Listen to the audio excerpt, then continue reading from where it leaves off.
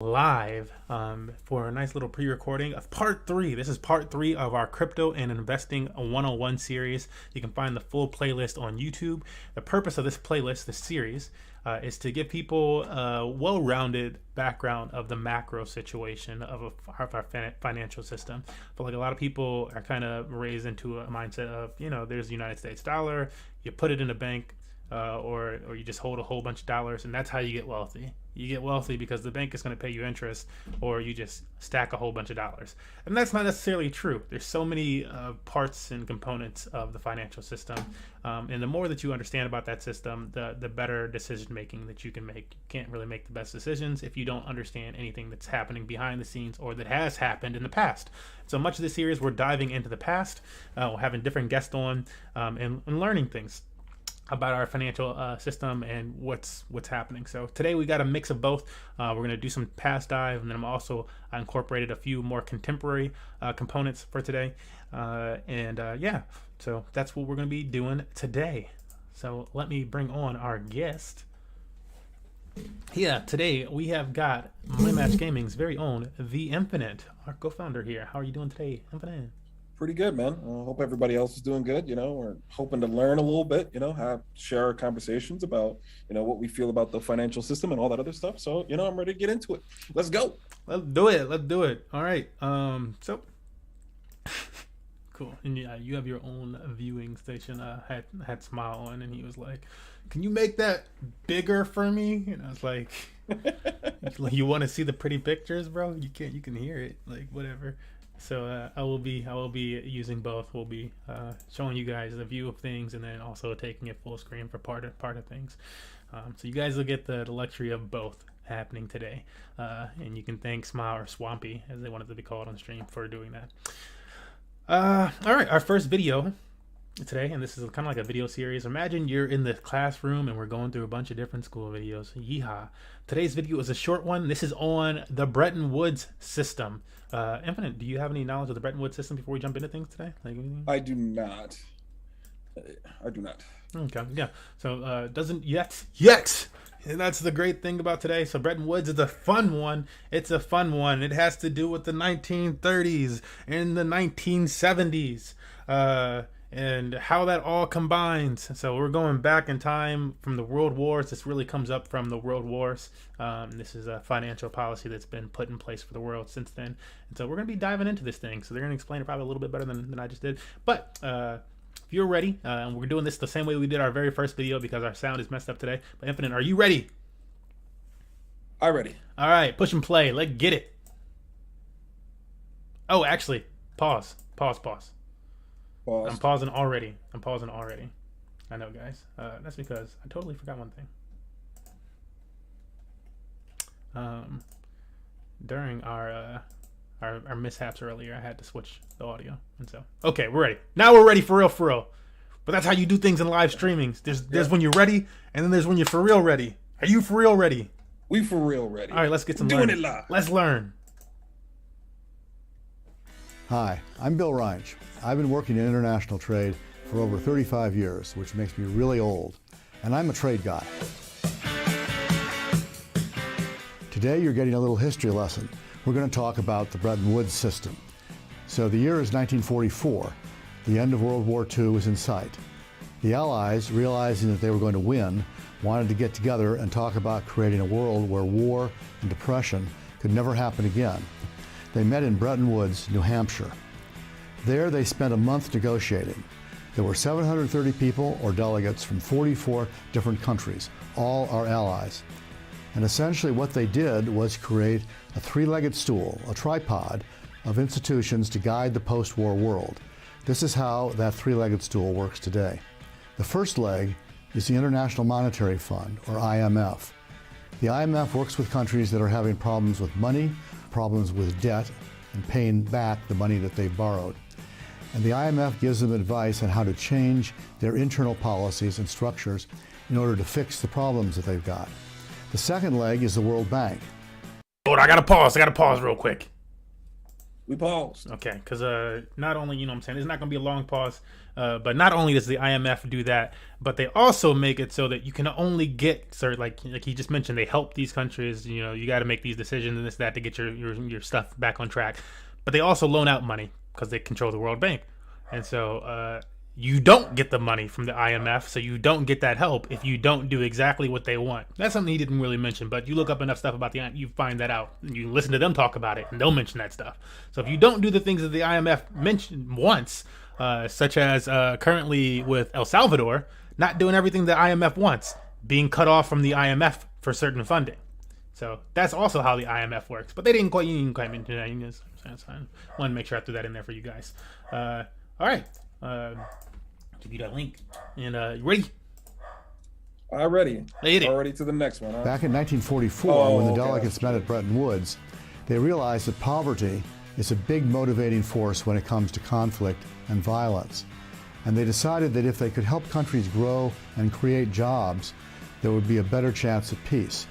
So the World Bank is primarily a lending institution with a goal of ending extreme poverty, and it lends money to poor countries for economic development. The third leg of the stool, as it stands today, is the World Trade Organization, or WTO.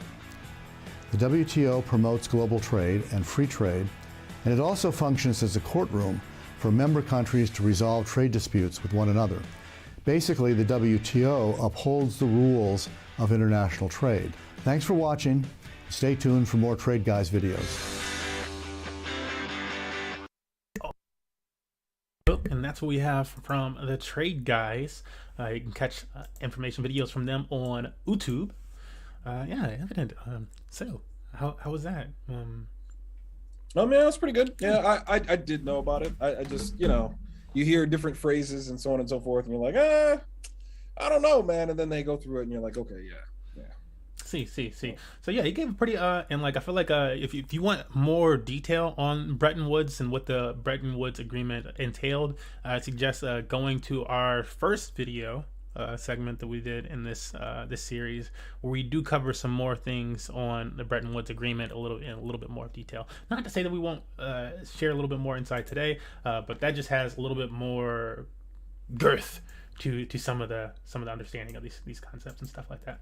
So yeah, just a little suggestion there for you if you want a little bit more research. And you know, it's just also it's a great putting together, I think, pretty good playlist here of understanding some of these things. So a lot of people, as I was mentioning to the Infinite at the beginning of things, a lot of people are not going to understand what the IMF is. They're not going to know, you know, what WTO is. They're not going to, you know, and they don't understand why countries do the things that they do, why they feel like, you know, pushed into whatever direction. You know, a lot of these organizations have to do it. Yeah, a lot of these organizations have to do with that. Like if you, so there is a World Bank. Well, I had no idea there was a World Bank. Yes, there is. So the IMF controls the World Bank. Oh, well, I had no idea there was a... So the countries that won World War II are the ones that decided this. Oh, I had no idea. And it starts to roll on you and you start to understand. And like, that's not to say that like just this information alone will give you like a total understanding of everything. But as conflicts arise and as people, if you start to like hear some of this other information we're going to cover today, it helps. It helps you understand what's known as the macro situation. So. Yeah, and it also helps you understand how all these things blend together. Like a lot of the times, you know, if you only have such a small set of information on what's happening, it's really hard to really understand why people are making the moves that they're making. And that's not to say that, like, you know, you'll be able to make some ultimate moral argument about what's right and what's wrong, because it's always more complicated than that. You know, it just is. But it's important to know that there are things moving in the background, and you should have some kind of understanding of what those moving parts are. Because if you don't, then you're just like, man, that was a really dumb decision. You know, and it's like, you know, sometimes countries will make stupid decisions because they have no other decision to make. You know, and it may be the wrong one, you know, because it's like you're screwed either way. But, you know, when you're screwed either way, you know, a lot of people like to spread the hurt out a little bit. So it's like, okay, we're screwed, but at least I hurt you. Right. You know, or feel better about it, you know? Yeah, and what the Infinite's saying is true. Like, you're gonna notice throughout some of these videos, there's a lot of control being had by certain countries on the whole world's monetary policies and situations. And as we covered, again, like I keep going back to that first video that we made, but when we covered that first video, we covered like some things about early banking in the United States and how it was all split up into a whole bunch of different individual banks and stuff like that, and they held all their gold at banks that were like way off in the desert or whatever the heck, and those were like their main banks that you had to go to if you wanted to convert your bills into gold. And those were also what are seen in the Western movies, and like when they're stealing a bunch of gold from the bank and they got to do all this crazy stuff, and there's the most gunmen at that bank. Those existed, but they did these things and they moved from that type of system for better control, because as we also covered in that video, there could be certain runs on the bank, there could be issues with that, and so a lot of this is done because they've faced issues along the way, and that's another thing that I wanted to cover in this series and like make more apparent to people, because I feel like a lot of us are grown or born and like raised, and we see the dollar and the structures and the way we live in and stuff like that, and we imagine that's how it is, that's the best it's ever been. It can't get no better than this. And it's like, but we've made mistakes, and you don't really get that if you think somebody's like the ultimate, like, God, you can't make a mistake. Like we apparently make mistakes. If you start to like understand the DXY and stuff like that, you see that there's mistakes being made, and just like things happen. And billionaires know that. And they teach their kids that this is when you take advantage of a situation, and you can't take advantage if you never know these things. If you just think, oh, it's all good and dandy. No, my money's in the bank, I'm good. Like, your money's in the bank, you don't actually own it anymore, is the truth of the matter. Till you withdraw that money, it's not actually your money.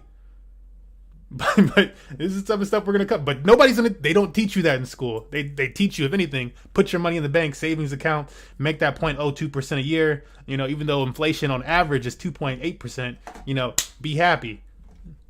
Sure. That was before all the COVID stuff, guys. That was before all the COVID stuff. So. And just how much money they make off your money is also There's a 10x insane. Leverage on it. But we'll be getting to that. We'll be getting to that. That's coming in today's too. That's the part you're always like, wow, so you put your money, and it's like they are providing a service, but I don't know if is it worth that? You know what I'm saying? Is it worth that much? But that's where a lot of the I did title this Crypto and Investing 101, but that's where a lot of where Bitcoin and a lot of these other cryptocurrencies that are tackling banking issues, because there are issues at that point when you're going to somebody because they're supposed to help you out, but the real reason people wanted the banks is because somebody could come up to your house with a shotgun and a posse and be like, give me all your gold bricks, and so you wanted to put it in a bank. That's the real issue why you wanted to put it in a bank, because of stuff like that. But other than that, you can cut out a lot of the middlemen and you can be earning more, so why take all this hit, and so that's just that. Do you have the other video ready? I'll send it to you in chat. Yes, I'll click it. All right, cool. So not to harp on this one too much, we are going to speed this one up. This is a 7-minute video, but we're going to be watching it in 2x speed. I suggest that you get used to 2x speed. If you never tried it, it's a great way to go through learning material online. I wouldn't suggest it necessarily for all your entertainment material, because sometimes you just want to like sit and revel in the entertainment. Up to you though. But I love doing this for learning material. This is a great video. This is how Bretton Woods fell apart as a system. And so we're going to let Deficit Owls explain this on YouTube. And as long as you're ready, I'm about to push play. You ready? I'm ready. Alrighty, let me cue up. You pulling it up on screen? Yep. Here we go. And 3, 2, 1. So let's just review where we are in terms of the hierarchy. The hierarchy is that there's gold at the top plus SDRs, okay, which is a sort of paper gold. That's a fixed quantity that's been added to the system. Okay. Underneath that, in Bretton Woods, okay, is the dollar, which is pegged to gold at $35 an ounce. Okay, and underneath that is all the other currencies. Ooh, I got something to say about that. French bank. So which are pegging to the dollar. This is the Bretton Woods agreement. Okay, that the dollar is convertible into gold, and the other currencies are convertible into the dollar. Okay. So where the extra reserves came to allow growth in the post-war period for a while was not in creation of more gold or SDRs or revaluation, but in creation of more dollars. Okay. Now, what Mundell emphasizes is trade deficits. Okay, that the way that basically the U.S. is paying dollars abroad. Okay, and that's true to some extent, but that's not where they all came from. In fact, a lot of them came from the U.S. doing this sort of transaction. So here's the U.S. Here's the rest of the world. Okay, you can increase the quantity of dollar reserves in the economy in the world. Okay, without having a trade deficit at all. Okay, this is the point that Kindleberger used to make. Kindleberger, who was Mundell's professor at MIT. Okay, Charles Kindleberger. Suppose the U.S. lends to the rest of the world. Okay, they're trying to build. Europe is trying to reconstruct itself, and the U.S. finances that. Okay, so by buying plus foreign bonds here.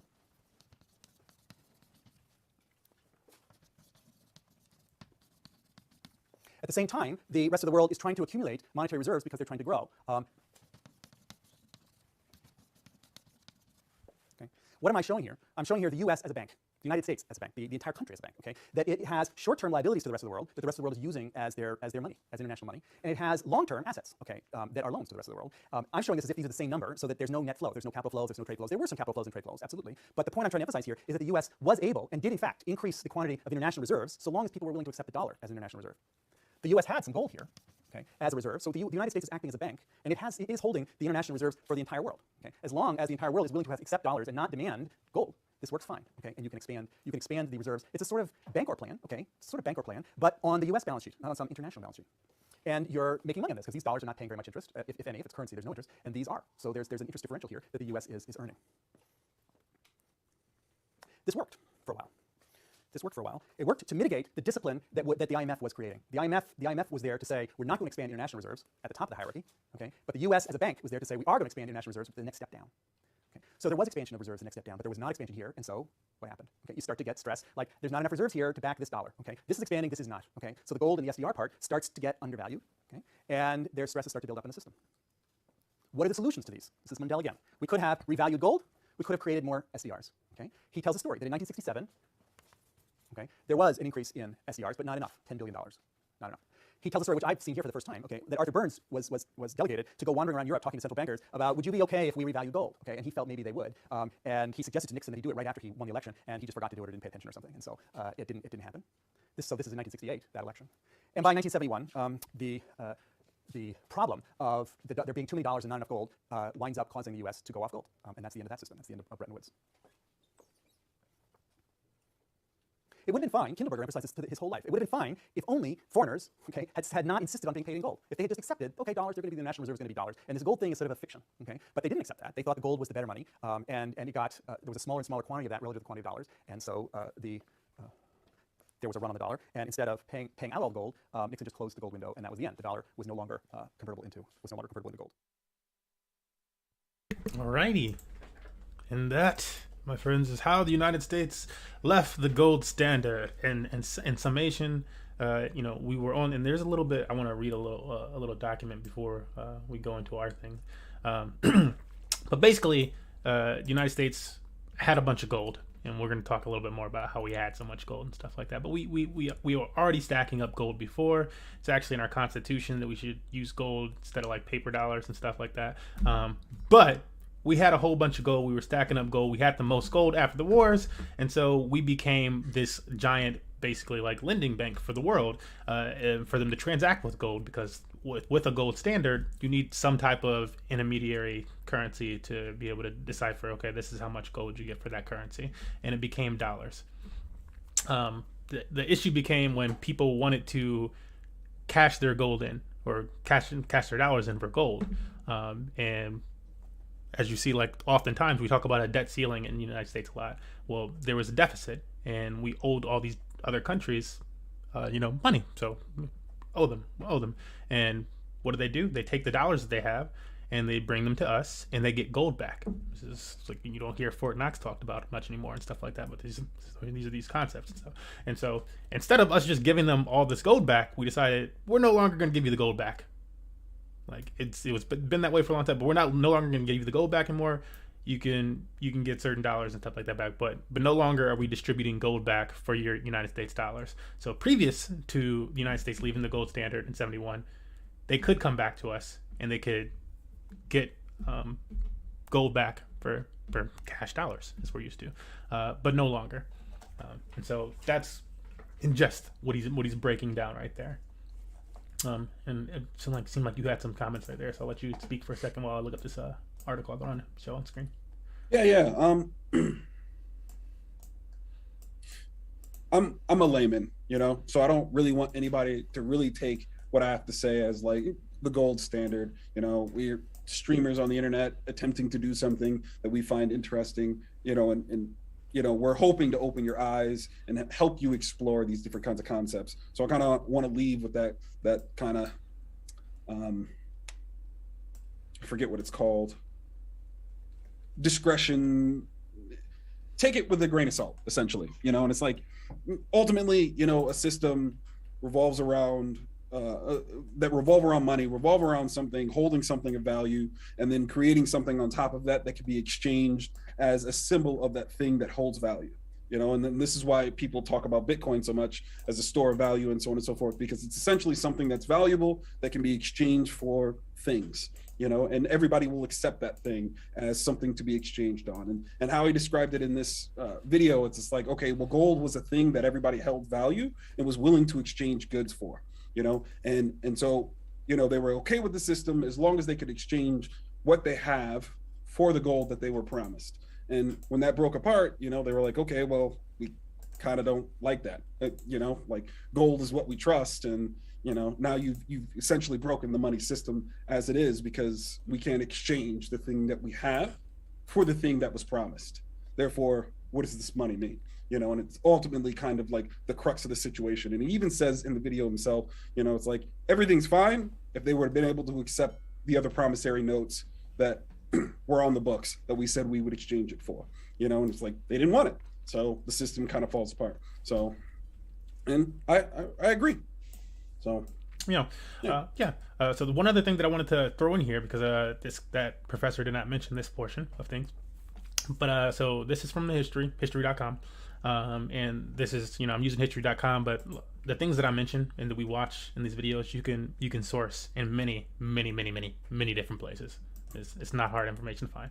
So on June 5th, 1933, the United States went off the gold standard, a monetary system which currency is backed by gold, when Congress enacted a joint resolution nullifying the rights of creditors to demand payment in gold. So along with this, what he does not mention, because he kind of mentions this and then he talks about 71, because there's two points when we go off the gold standard. This is when we first kind of went off the gold standard.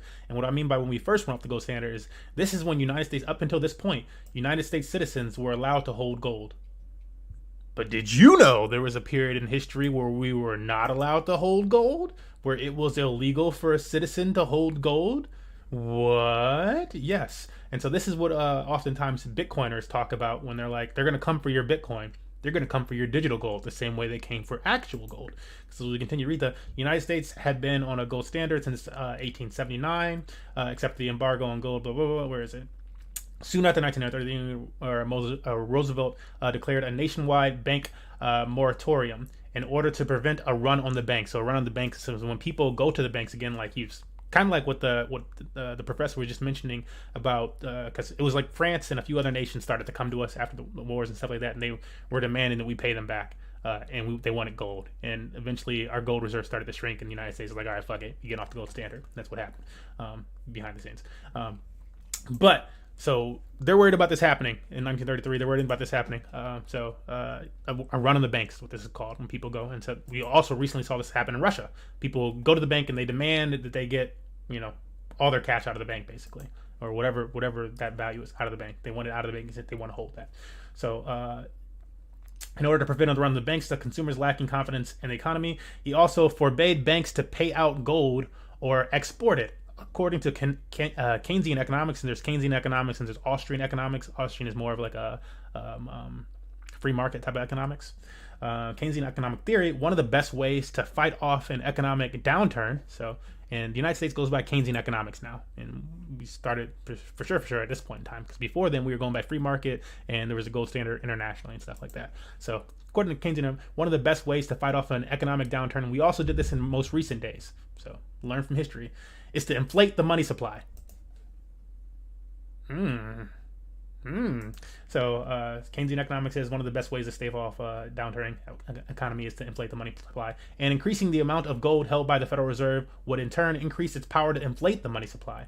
So you need some type of reserve or whatever the heck. Now, we didn't currently do that with increasing our reserve of things, other than like maybe some bonds or something like that, which is kind of part of this new the economic thing that people just invented over the last 100 years or so. But there's no internationally agreed upon that's sound money thing backing it. But facing similar oppression, and he did this because they noticed that Britain was doing it before. So we take off after Britain on these type of things. So in contemporary economies, we use what was called quantitative easing to do this. And just like before in history, we took off after the Britons. So they did it first in the EU, and then we said, oh shit, Quantitative easing is working for them. Let's try it out over here too. And we've been doing this pretty dang heavily since the Obama administration. And year after year, it was increasing the amount of money that we were printing out. And that's when people were like, oh, we're just printing money out of thin air. Well, that's like when we really, really started to print money out of thin air. And that's part of the concept. So on April 5th, 1933, Roosevelt ordered all gold coins and gold certificates. This is really what I wanted to break down to, because the guy was showing it on screen before. It's just $35 per gold ounce or whatever the heck it is. But this is the real truth of it. On April 5th, 1933, Roosevelt ordered all gold coins and gold certificates in denominations more than $100 to be turned in for other money. So United States dollars, greenbacks. The current greenbacks, not the old greenbacks. It required all persons to deliver all gold coin and gold bullion and gold certificates owned by them to the Federal Reserve by May 1st for the set price of $20. Oh, actually, this is what I want to go. So this is what I want to cover. Like, this is the set price. This is what and so he was mentioning the $35 price, right? And can I highlight that? I can't highlight it. But this is what United States citizens turned it in for.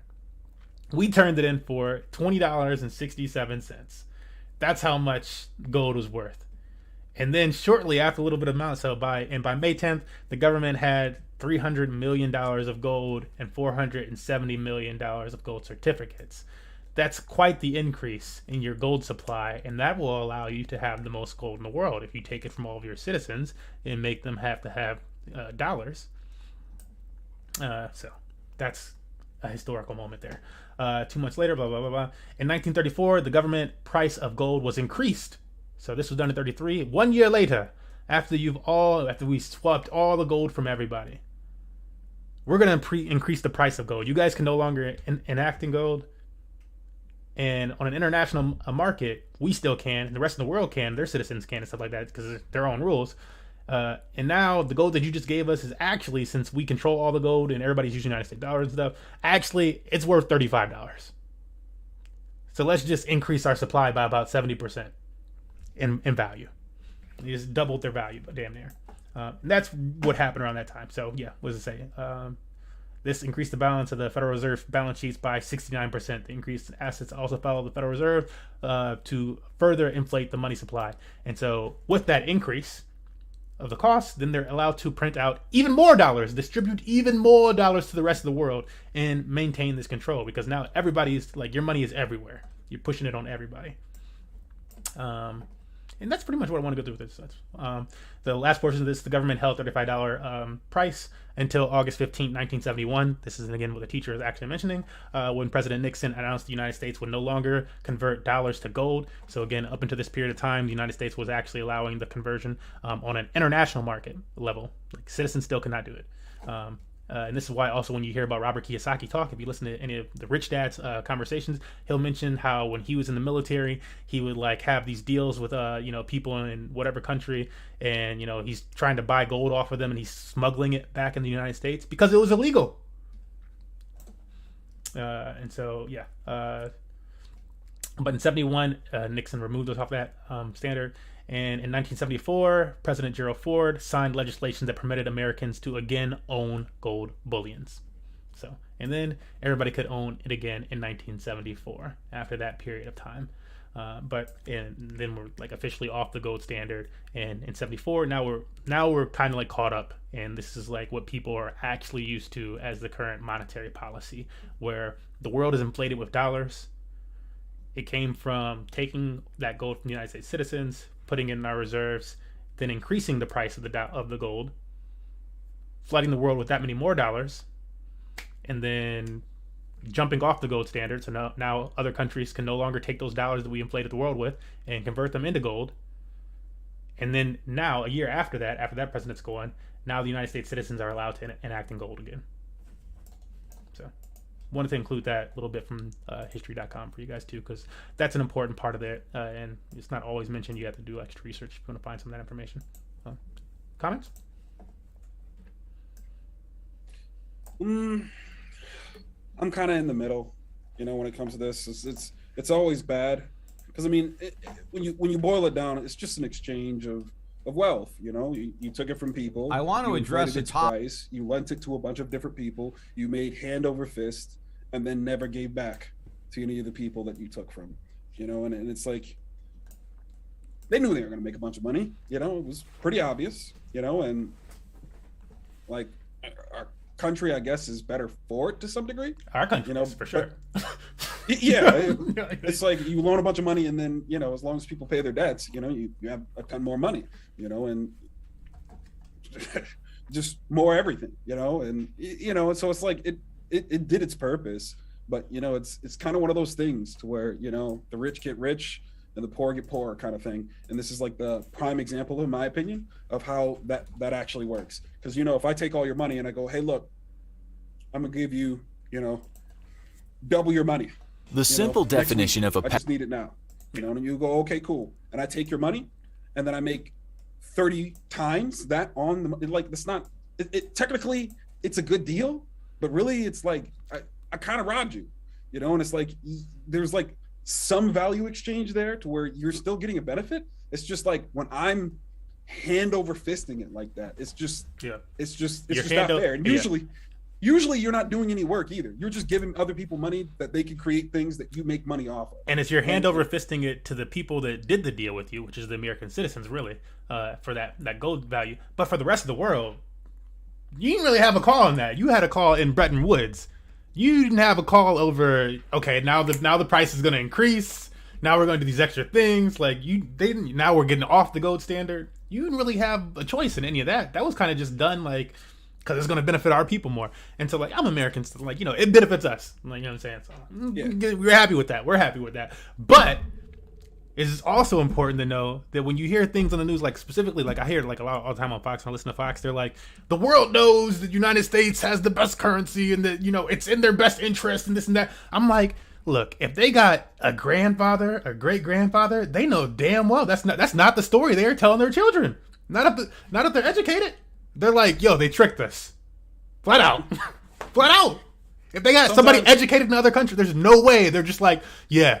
And it's because the United States economy is just so strong. It's like that they don't have any feelings about it other than the American feelings. Like, those are how that's how Americans feel about it. That's not how everybody else in the world is not going to feel that way about it. So it's when there's a chance for some other currency to take, like, you just have to, a grain of salt is what I'm saying to approach that with. Don't approach it as like what they're saying is like, oh yeah, that's just the best. Like, but sorry. And then you also have to add into the whole aspect that, you know, like, we really do have one of the biggest and baddest militaries in the world. So a lot of the times people were like, technically, do I think we tricked them? No. Oh, we're about to get into that military portion. Yeah, but we definitely very next video make decisions that we knew weren't going to benefit everybody else the same way it was going to benefit us, and kind of gave them the side eye, like, well, what are you going to do? And they were like, well,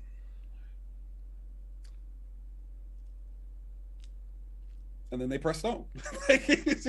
They look you in the eye and they go, you know, that's kind of dirty, bro. They're like, you're kind of dirty. And they're like, we were just kind of like, well, you know, at least your country's better. Maybe not as good as ours, but, you know, it's better, right? And it's the same kind of thing that I was explaining right before, you know, like they took all the gold, then said it was worth, you know, so much more, and then lent it out. And they made more money on top of that, you know, and it's just kind of savage. Yeah.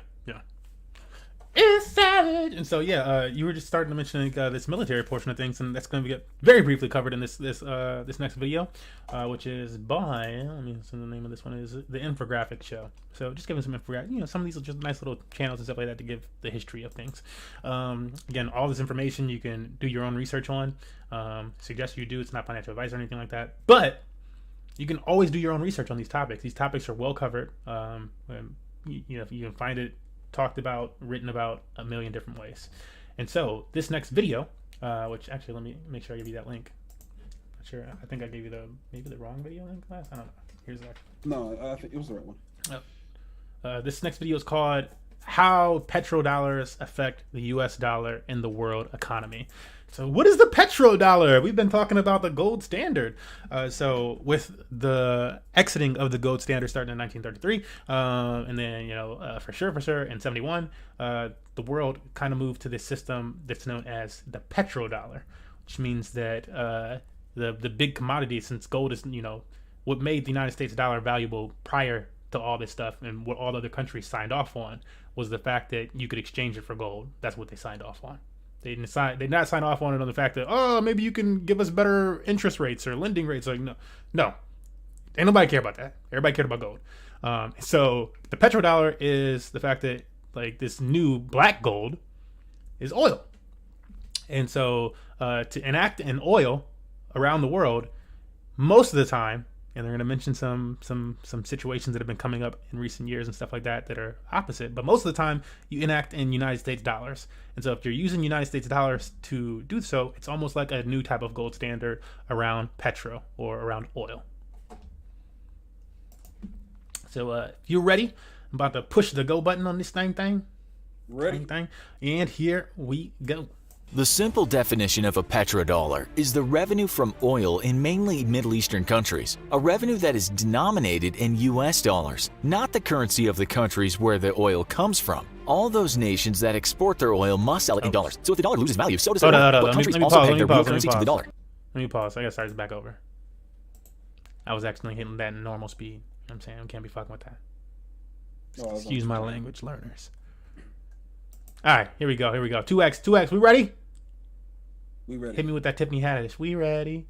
Okay. And 3, 2, hit it. The simple definition of a petrodollar is the revenue from oil in mainly Middle Eastern countries, a revenue that is denominated in US dollars, not the currency of the countries where the oil comes from. All those nations that export their oil must sell it in dollars. So if the dollar loses value, so does their oil. But countries also peg their real currency to the dollar. That means fixing their currency with the dollar. So if the dollar fluctuates, so does their currency. If the dollar value lowers, so do the goods and services of that country. This ensures those countries don't experience wild swings in inflation or deflation. So what exactly is the relation between petrodollars and real dollars? Welcome to this episode of the infographic show, How Petrodollars Affect the US Dollar. We're told that the beginnings of this petrodollar system was in 1944 at the Bretton Woods Conference. This conference was one of the big events of the 20th century because it's when it was agreed that the new global currency would be the US dollar. America would be the only country that could print this currency. This is when we saw the formation of both the World Bank and the International Monetary Fund. As always, the website The Balance gives a very detailed account of what this would mean. The Balance explains if a country's currency value became too weak relative to the dollar, the bank would buy up its currency in foreign exchange markets. That would lower the currency supply and raise its price. If the currency became too high, the bank would print more. That would increase the supply and lower its price. 43 countries signed up in an effort to rebuild the world after a devastating world war and to cooperate better with each other in terms of trade. The Bretton Woods website tells us it was felt by the leaders of the Allied countries, particularly the US and Britain, that a multilateral framework was needed to overcome the destabilizing effects of the previous global economic depression and trade battles. It ended anyway in 1971 when the US suffered what is called stagflation, and that means a combination of inflation and recession. This had a negative effect on nations that belong to what is called the Organization of the Petroleum Exporting Countries. Most of the member countries are in the Middle East, with others being in Central America and Africa. Then in 1979, we got something called the US-Saudi Arabian Joint Commission on Economic Cooperation. In that agreement, Saudi Arabia agreed to use American dollars for their oil transactions. These dollars would get back into America through contractors, and so they were what are called recycled petrodollars. This deal with Saudi Arabia was the start of this petrodollar. Was this good for the US? Investopedia tells us the petrodollar system elevated the US dollar to the world reserve currency, and through this status, the United States enjoys persistent trade deficits and is a global economic head money. We all know that in the world, the most in-demand resource is oil. It makes oil-rich countries very wealthy, and it's priced in dollars that makes the USA's currency the most dominant currency in the world. Some say this gives the USA something called exorbitant privilege, which means, according to Investopedia, the USA can perpetually finance its current account deficit by issuing dollar-denominated assets at very low rates of interest, as well as becoming a global economic hegemony. The USA can just print its own money, which is nice for the USA, as it can pay off its massive debt with that money. Imagine you were broke, but could just borrow and then just go to the money tree in the garden to pay off the debt. There are many critics of this system, with one economist writing, the amount of debt, leverage, deceit, corruption, and fraud in the economic markets, financial system, and in the energy industry are off the charts. Another bonus for the USA is that it can just buy its oil with its own products, which might mean massive construction contracts, expensive military planes, or technologically advanced tanks. Saying that, as we write this, Bloomberg is saying the dollar as reserve currency might be coming to an end, and the days of exorbitant privilege are fast running out. Why is that? We'll let Bloomberg explain. With the current US administration policies of unilateralism, trade wars, and sanctions increasingly affecting both friends and foes, the question arises whether the rest of the world should diversify away from the risks of the US dollar and dollar-centric finance. In 2017, Reuters told us that the power of the petrodollar was already waning. Back in the day, when the USA was busy spending big on oil and petrodollars were going into oil-rich nations and being recycled back out, all was good. But these days, according to that report, not as much of the money is coming back out. These countries are shoring up finances and safeguarding stability at home, said Reuters. Where all the oil money goes, said that report, is hard to say, but a good chunk of it ends up in offshore financial centers, such as the UK, the Cayman Islands, Ireland, Switzerland, Belgium, and Luxembourg. Reuters isn't alone. Another journalist wrote this: the United States' ability to maintain its influence over the rest of the world has been slowly diminishing. The USA's dollar monopoly, we are told, might be coming to an end. One of the reasons is that mass consumers of oil, China as well as Russia, have been setting up deals with oil.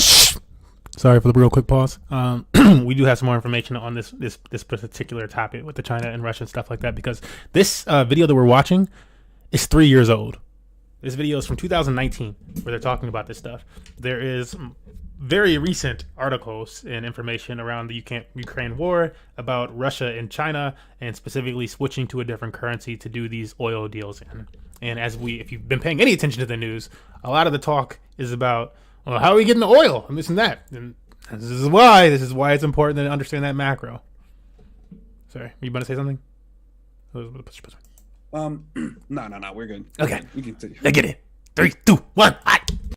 rich countries. And nope, they are not doing these deals in the US dollar. The article says as the tide continues to turn against the petrodollar, eventually even our allies will start to question what best serves their own interests. Forbes writes that there will likely be something called the petro yuan, but that doesn't mean that the yuan will become the reserve global currency. Forbes tells us that everyone has it wrong and that the USA doesn't enjoy a huge advantage because oil is sold in dollars. The US economy is the central economy in the global system because it's the most open, innovative, and productive economy in the world. And because of this, the US dollar is the most convenient, liquid, and reliable medium of exchange, said the article. Can that be challenged? Not yet, according to the story. Solely because no other currency can match that. China also has massive reserves of US dollars, which might seem like the country has its hopes on the dollar remaining strong. Although some critics say China is writing off the dollar and along with Russia is buying lots of gold. These critics tell us that those countries believe the dollar is about to inflate. There are likely more doomsday believers than there are positive views, as we saw in the Forbes piece. Headlines like this are all over the media. End of petrodollar hedge money may happen soon and badly impact indebted America. That particular article tells us America has been playing hardball with too many countries, and a growing number of countries seek to end the dollar hedge money. As we said, there are many views out there concerning the matters of the petrodollar. What we'd like to know is what you think, especially if you have some expertise in the matter. Tell us in the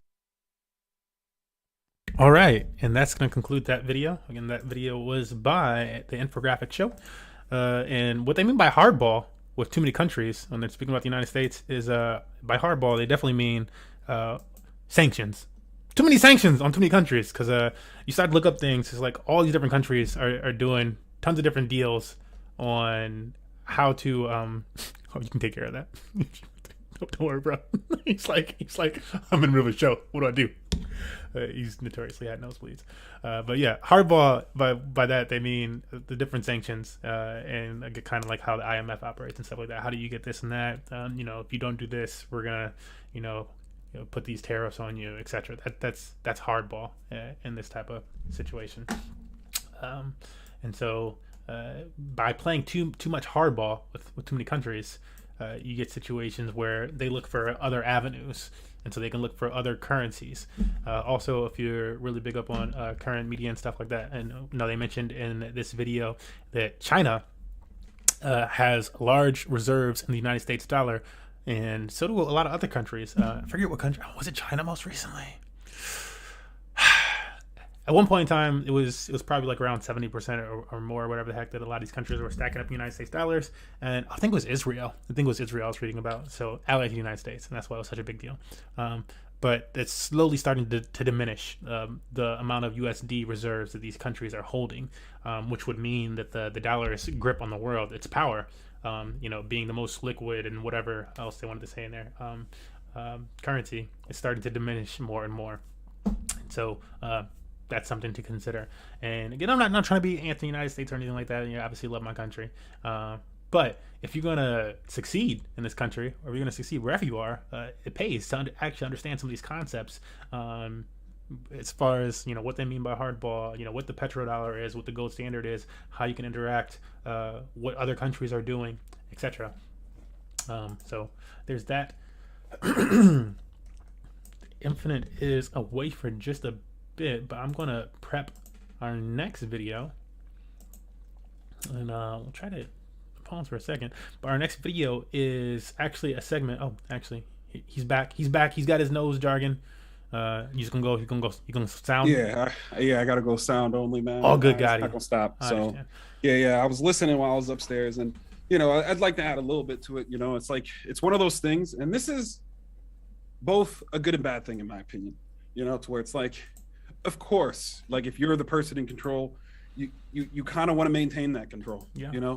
And it's like this weird kind of push and pull to like, you really want to let people do what they do, but at the same time, you can't let people do whatever they want to do.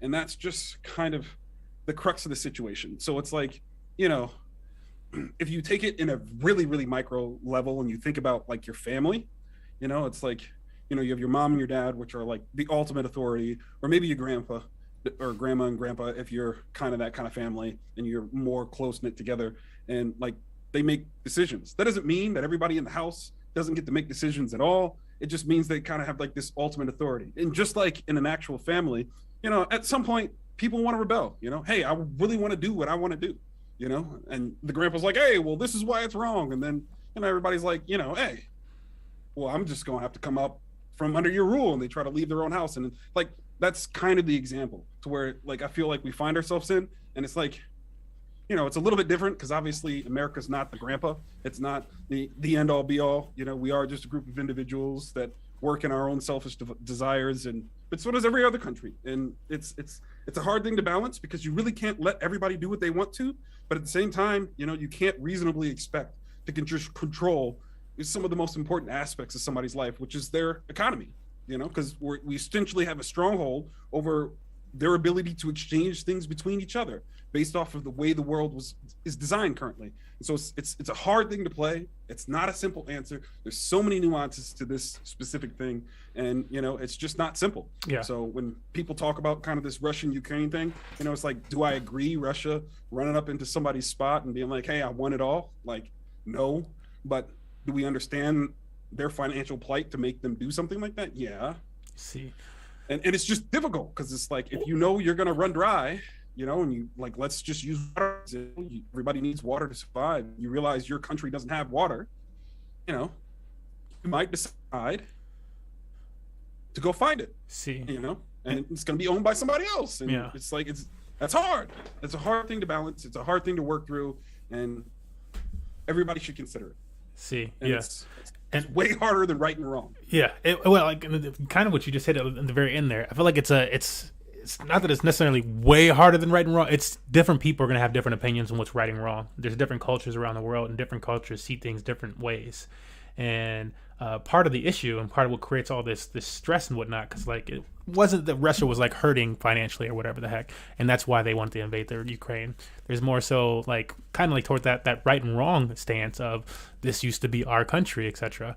We want that portion back, and we want the goods and everything else that comes with that part of the country. And so from a Russian mindset, maybe that's right. There's nothing wrong with doing that. Same way, like, from a Taliban mindset and stuff like that, they feel like, it's nothing wrong with us, kicking women out of school and stuff like that. This is the right way. From an American mindset, those things are wrong. And we want you to play by our game because, we feel like that's more utilitarian and that benefits the most people and stuff like that. And it's coming from a good place, But that's enforcing your beliefs on other cultures. Like, and it's hard for you to like pull out of it, but it's reinforcing your beliefs from other cultures. That's why you might not be able to see eye to eye with everything that Russia's doing, because it's then they're trying to enforce their beliefs on us, and we're like, well, is that right? That's not. It's not right to us. But from their belief, from their side of things, that's fine. And so there's that, and that's why I would consider it. It is somewhat that right and wrong, because everybody has their own opinions on what's right and wrong depending on your culture and your beliefs. But not to get too much in that with this next portion of things, and again, like the ruble, because you just spoke Russian for a second, was doing all right before, and like all right in a certain sense, all right before the Ukraine war, and for I know a lot of people mentioned, or let me see, a lot of people knew that whatchamacallit, the war had caused the ruble to tumble a bit. And that was part of our purpose of the war. The United States electives and media, like, the United States isn't doing enough to stop the Russians. And by doing enough, they meant like, imposing, tariffs and sanctions and stuff like that on them. And that's what they figured like was going to stop the Russians from doing what they did. And a lot of people kind of checked out after that. After they finally saw like some headway get made, most people checked out on the Russian situation as far as the ruble. And I feel like a lot of Americans figure the ruble just tumbled over and the Russians are suffering. They're not. That's not actually what's happening in Russia right now. The ruble is doing better than it was doing before the Ukraine war. Actually, the ruble is going up. And why is that? Because Russia changed up their monetary policies and stuff like that. There's a 20% tax on certain things like that. Russian citizens, similar to how the United States made it so before we go wagging our fingers at them, similar to how the United States previously said that United States citizens cannot enact in gold and do all this gold stuff on the international market. Russia basically did that with their citizens for their assets. And so now Russian citizens have to act all within Russia and stuff like that and deal with rubles. Other than that, they also pegged the ruble to a certain amount of gold. And so it's not technically a gold standard, but there is a certain amount of rubles, I believe it's like 5,000 rubles that you can exchange for like gram of gold. I forget how much gold it is. Peter's just going to cover it in just a second. But you can take that and you can get some gold for it. And so it creates an arbitrage situation. It also creates a situation where gold is more in demand. And as they mentioned in the petrol video, very slightly, China and Russia have been stacking up gold for years. They've been already buying more and more gold. And after Ukraine war hit, they wanted more and more gold. And so now they're getting even that much more gold coming in. And the Russian government is actually supposed to be buying up gold and reassessing the situation until June 30th. And so it's all information that you can find online because the internet is a wonderful, powerful place. But we're going to have Peter Schiff, who is one of America's 1%, part of the American banking system, a legacy member of the American banking system. He was down at Occupy Wall Street. His family actually helped create, whatchamacallit, the... what was the system that came from the IRS? The Federal Reserve and all this crazy shit. His family was to do with all this. And so he doesn't really like the Federal Reserve and this and that, but my man, you've profited it from like nobody else. You're part of the 1%. Know your history. Sorry, the Infinite's hand was up. Go ahead.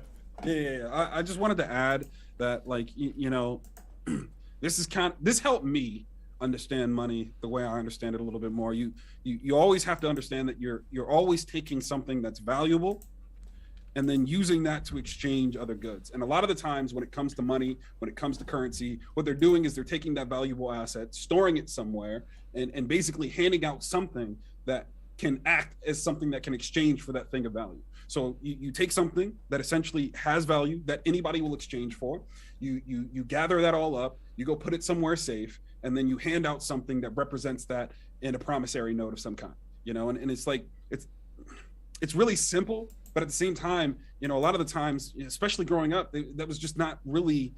I mean, that's how currencies are made and stuff. But like the know, issue comes about when you can just inflate how much that is, equals that amount, and that's the current brokenness of the system, which is like, it's bad enough for us here in America where people are starting to see that, but it's definitely bad for people overseas where you have no control over that, and it's going to hit you that much harder every single time. Like, and so that's like part of like that's just part of the thing, and that's why assets are so strong, because as the Infinite was just saying, you exchange whatever that paper promissory note is for an actual asset. Yeah, and so it's just important to understand when you're thinking about how the system's created and how it functions, that there's something somewhere that equals value that people will exchange in a basic market. And it's like, why would you use oil? Because oil's a part of almost everything that operates. All the shipping and all the important things that we exchange between individuals somewhat runs off of oil, because we use so many of those things to get exchanged. So like, why would you back into oil? Like, that's a good example. Why would you back it on gold? Because people were exchanging things for gold for millennia, the metals and precious metals and all that other stuff. And so like, I just want to reiterate like that basic fundamental thing that took me kind of a long time and a fair amount of like, study in college to like fully ingrain that thought in my mind, that there's something of value that sits there, and we exchange the promissory notes that represent that specific asset that we all find value. And that's why this series is called The Fundamentals and Concepts. Yes, sir. Crypto Investing 101, Fundamentals and Concepts. Next up, we have Peter Schiff speaking. The channel he's speaking on is CFN Compact Financial News Daily.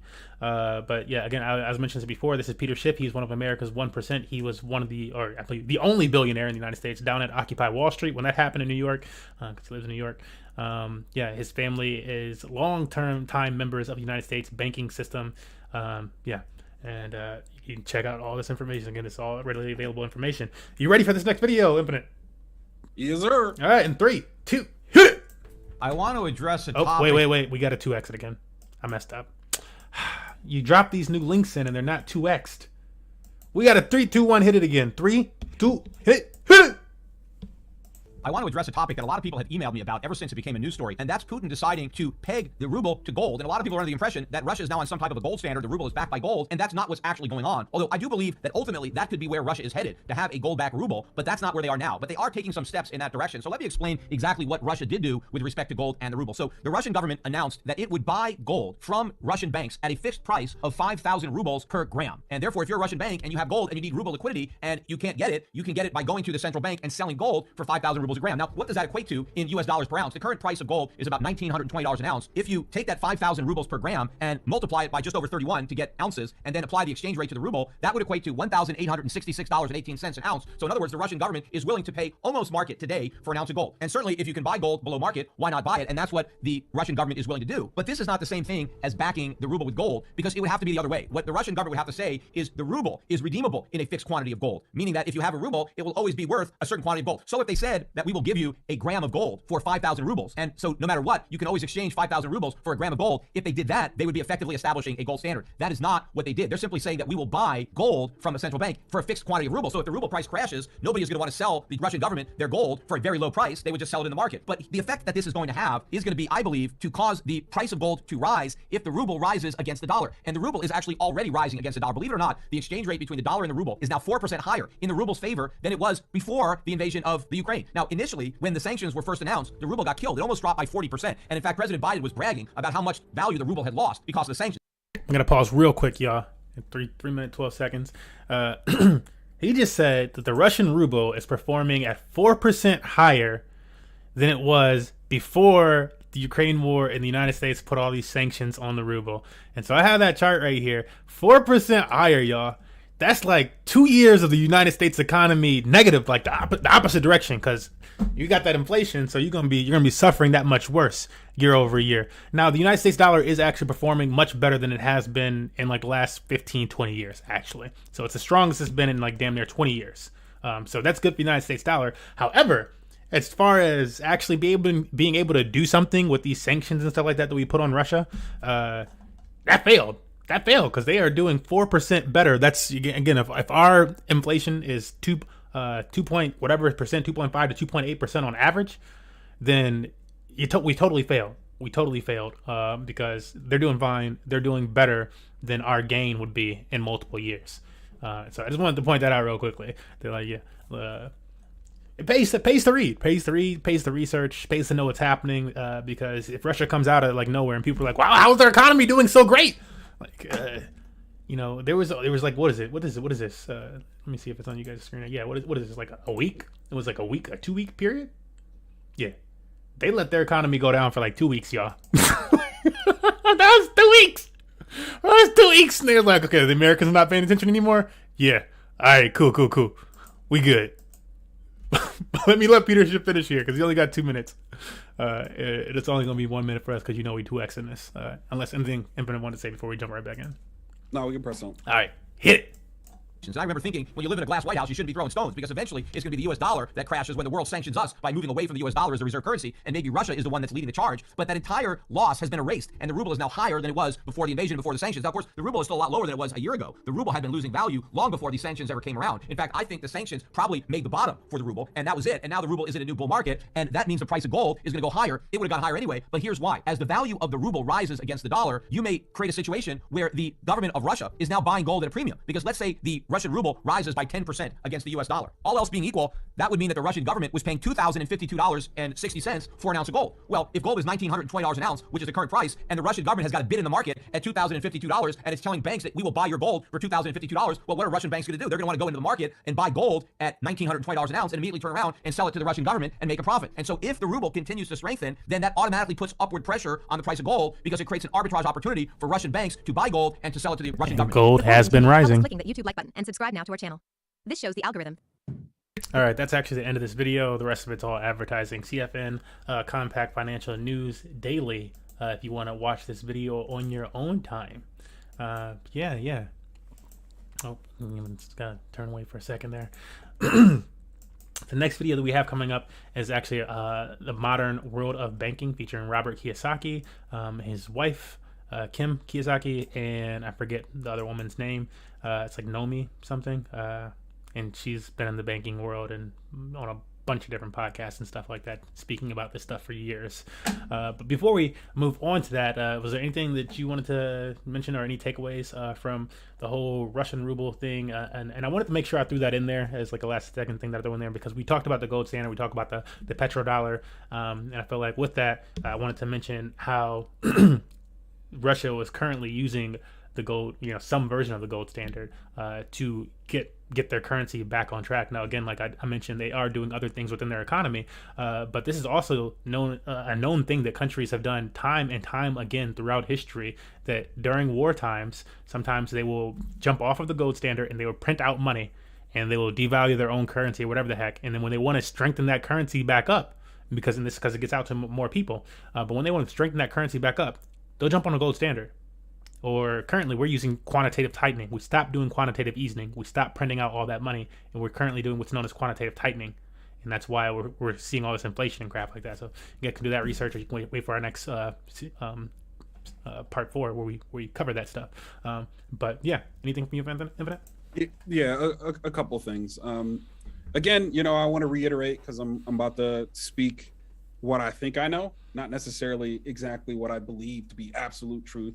And that is like, this is why I reiterate it so much, that like, it's important to understand the concept of them taking something that's valuable, putting it somewhere, and then exchanging promissory notes upon that object. And so like what Smurf is explaining in a lot of these situations is, we'll do that, and then everything will be gravy, everything will be good, it'll be based off of something that everybody values, and it can easily be exchanged you were at the heart either of through the gold or through promissory notes. And then every now and then we'll run into a situation to where what we want to buy we can't afford, and so we'll go off that system. We'll no longer base our money based off of something of value, and we'll just print a bunch, while the idea of the dollar, the ruble, this, that, the other is still strong in our minds, and they'll start passing it out like candy. And then people will take that, they'll buy things. And after a while, there might be that little itch, because investors and all kinds of people always kind of get that little itch to where they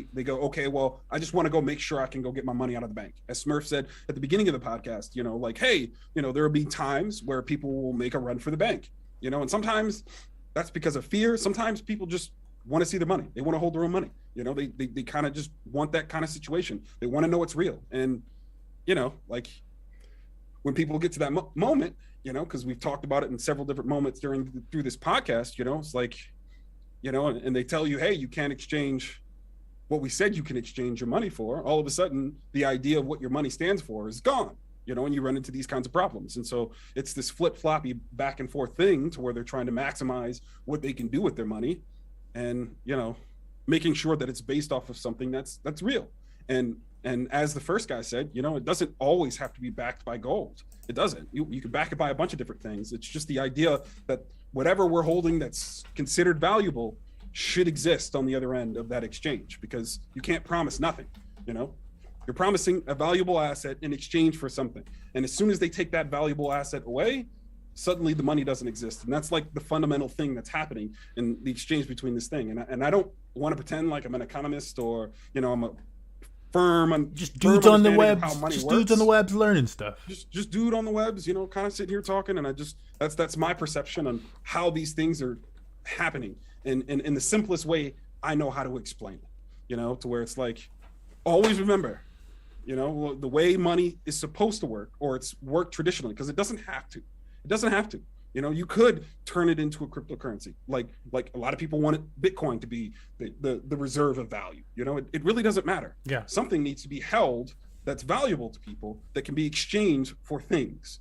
See, end of story. Yeah, and don't just watch this. If you catch this later, don't just watch this one. Or if you're catching this in a part, go check out our parts of the series where we do cover that. At different times, we covered the United States dollar was backed by rice at one point. People aren't even considering that stuff. We talk about meme stocks and this and that. Like, we backing it by rice? We only have huge rice supplies. Backing it by rice. There's countries that we backing it by tobacco leaves. Coffee beans, for example, was the currency at one point. It just is. Sometimes it was stones and sticks. Hey, I promise you, I got you, buddy. And then you'd hand them the stick. You put the notches in it, and that was how people exchange things. Again, money's supposed to make the exchange between things easier, and all it is a medium in which we exchange things. And it's like, again, the only reason I'm harping on this so much is because it took me such a long time to actually understand what was happening in that exchange. Like money is this like otherworldly thing, when in reality it's just something that everybody considers value, and you don't personally have to hold it valuable, but for the most part you have an understanding that you can exchange it for something of value. Yeah, and that's all it is. See, exactly. So yeah, it's that exchange for something of value, and this is a lot of Bitcoiners' issue with the current dollar supply, is that like, what's our current dollar being exchanged for? You can't really exchange it for anything. You can use it to go out there and buy assets, and then you can exchange those assets for the dollar, but it's not really exchangeable for anything. What it is supposedly exchangeable for is the United States is sitting on that gold, and we're using that as like our leverage. But individual citizens, other countries, you can't really exchange it for that type of thing anymore. You can go out there, like again, you can go out there on a more whatever level of people, and you can exchange that dollar. You can try and get them, I'm gonna buy that dollar for this amount or whatever, but there's no set dollar exchange for that, what's known as hard or sound money anymore. There's no like, okay, a dollar is worth this much in a boat, like unless you're doing that individual sale with somebody, and then the boat's price is going to fluctuate by boat, by whatever the heck, but there's no individual, this is what it's worth for sure. It just doesn't exist.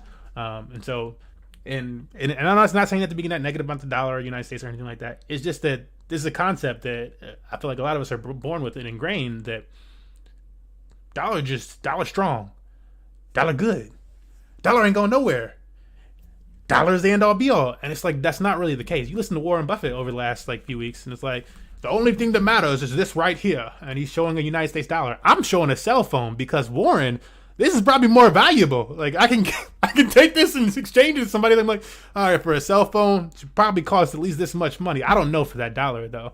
But Warren also doesn't understand tech stocks. He owns like 2 tech stocks with those billions of dollars, and he's critically or historically quoted as saying that he does not buy things that he does not understand. So listening to him on Bitcoin, I'm not going to do. Listening to him on Apple phones, I'm not going to do. I'm not going to do anything tech related, because you've already stated that you do not understand those technologies.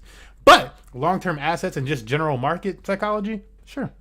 So that's beside the point. I want to go into this next thing, and that's not to say that Warren Buffett's not a smart man. Obviously a very smart man, but like that's everybody. That's everybody in general. Like you can't and that's another trading and crypto fundamental for both of them.